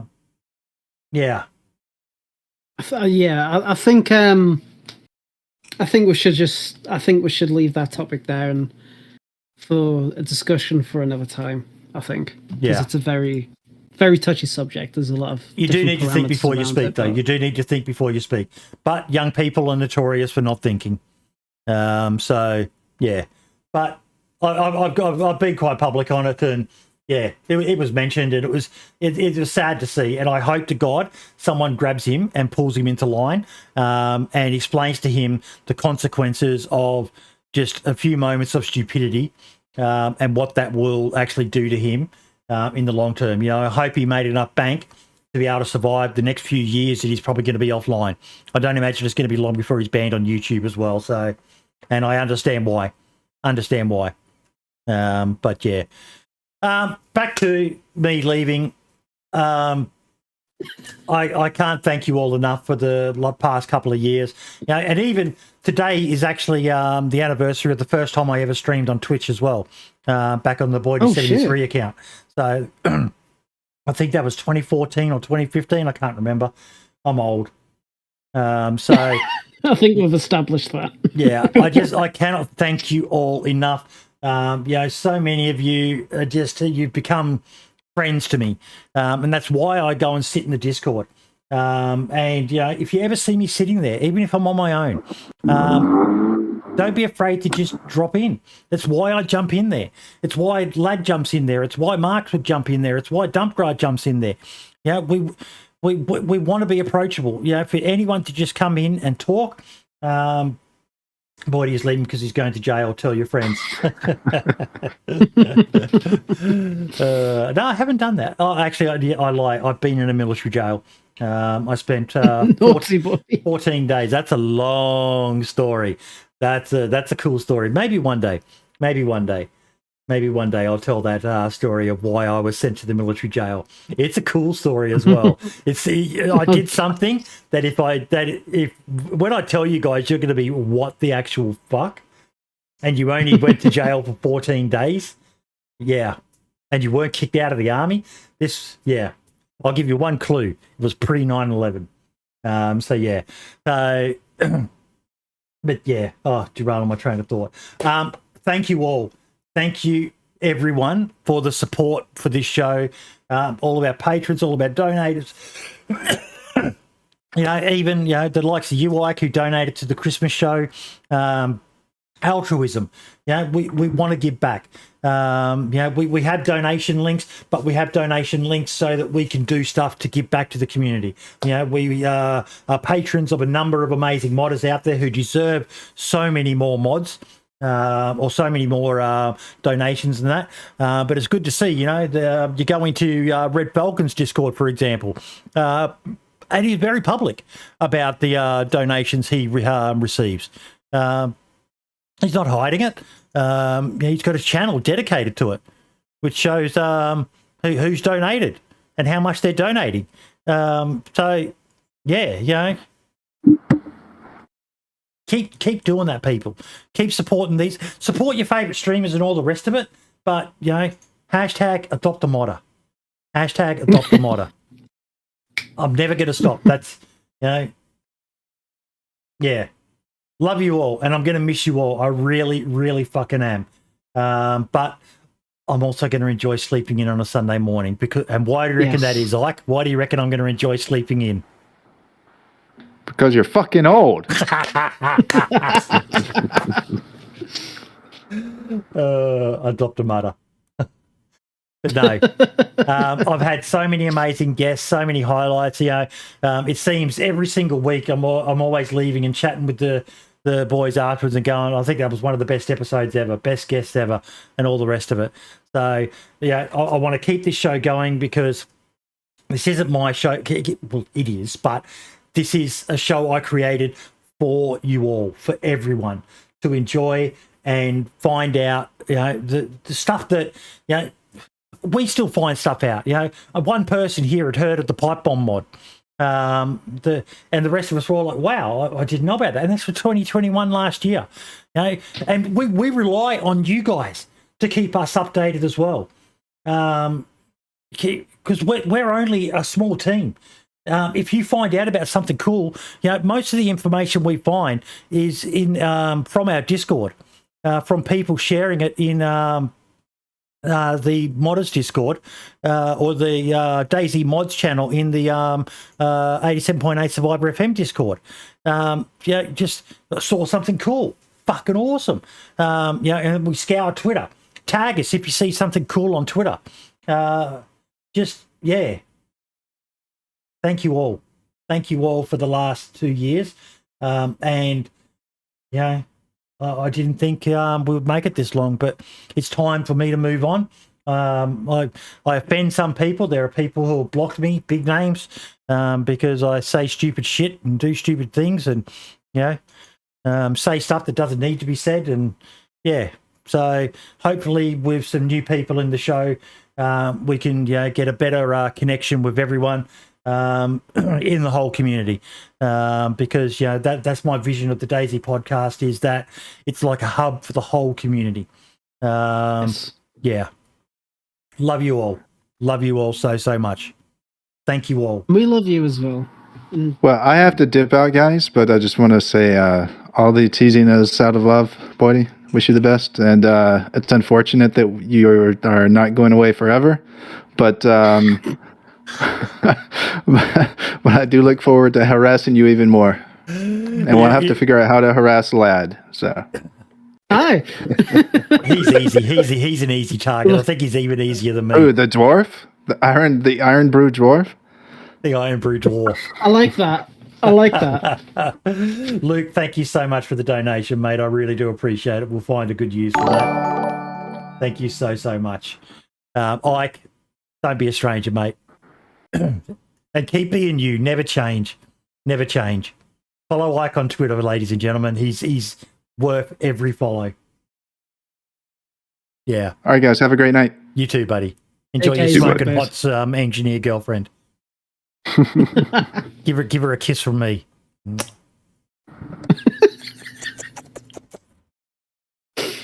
Oh, fucking hell. But yes, it's... Thank you, Boydie, for giving me the opportunity to go dream through alive. the podcast. Yep. Well, that's it, yeah. Keeping it alive, keeping the dream alive. And like I said, I really do hope that everybody continues to watch. And I'm really, really looking forward to speaking with you all, to get more people on, to get guests on, to learn more about the community and what you guys have been doing, and just being there for you. So again, thank you, Boydie, and thank you for everything that you've done for us. And I'll be in the hangout every week as normal, mate. And I want people to come in and talk. We're probably going to make a few changes to the Discord yet again. We'll work things out. We'll work things out. If you've got ideas, let us know, folks, and keep on giving us feedback. RedFalcon, thank you so much for coming on, mate. It was a pleasure. And I was glad I was able to extend it by an extra 2 weeks, mate, because, I really want to cover this one. Your mod is amazing, mate. Please keep doing what you're doing. We need more people like you in the community. Like there's a number of them already, but the more people with that altruistic nature, the better for DayZ and modding in general. Yeah, thank you, Boydie, for having me on. It seems like kind of since the mod came out, I've been on just about every podcast since then. Yeah. In one way or another, peeping in. But I was glad I was able to get on, as a guest while you're still hosting, and very excited to see what direction Lad goes. Yep. What stupid shit he manages to say, and what new groups of people he manages to offend. It's very exciting. I can't wait. Oh, it's going to be fun. Project Lemons, welcome aboard, my man. Thank you so much, man. I'm glad to be here, and thank you for the opportunity. Yeah. No, look, mate. When like I said the other week or last week, when we were chatting with you, or when I was chatting with you, you ticked every box of what Lad and I had said we need for our third co-host, and that is that console focus. And you brought that tonight. It was predominantly a PC focused episode, but you were able to provide the context of some of the points we brought up for the console stuff, and that's what we've been needing to help expand the show and get more information out there and get more people from the console community to go and buy a gaming PC and play with us in the Super Elite Master Race.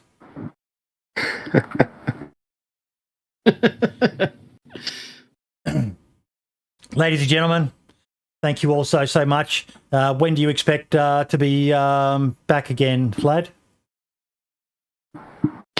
I don't have a confirmed date or time, but like I said, towards the end of the month, once Easter's done with and stuff that's going on in my personal life that needs to take, I need to bring attention to. So once that's all sorted out, I will announce it in the podcast when the 103rd episode is coming. And I'm really looking forward to all you guys watching, and hopefully I continue to do the show justice. So again, you will, mate. I have 110% confidence in you and the rest of the team. Hell yes. Awesome. Ladies and gentlemen, I bid you adieu for the last time as host of the DayZ podcast. No more staring at my ugly face. So, yeah. But I'll be back every now and then, folks. So it's not the last time ever, but definitely. Yeah. All the best, everyone. And we will see you when we see you. Oh. Take Ciao care, everyone. Cheers, everybody. Ciao for now. Easy.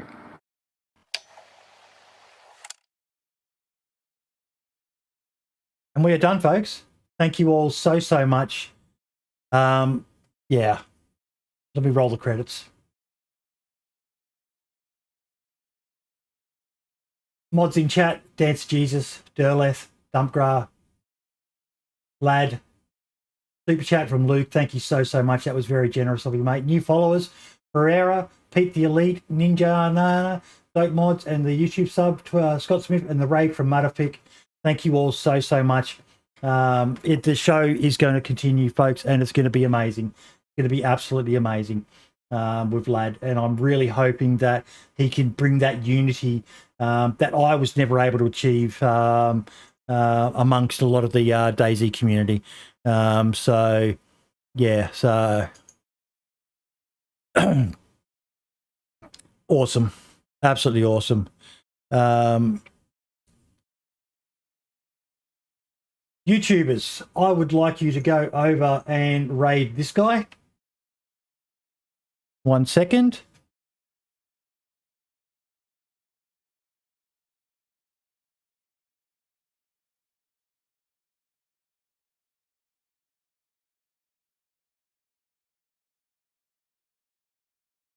That's Agony. He's streaming some DayZ right now. So please go over there, let him know where you've come from. All the best, YouTubers, and I will see you when I see you. Which folks, don't you go nowhere. Let's find someone for you all, and we'll do you properly.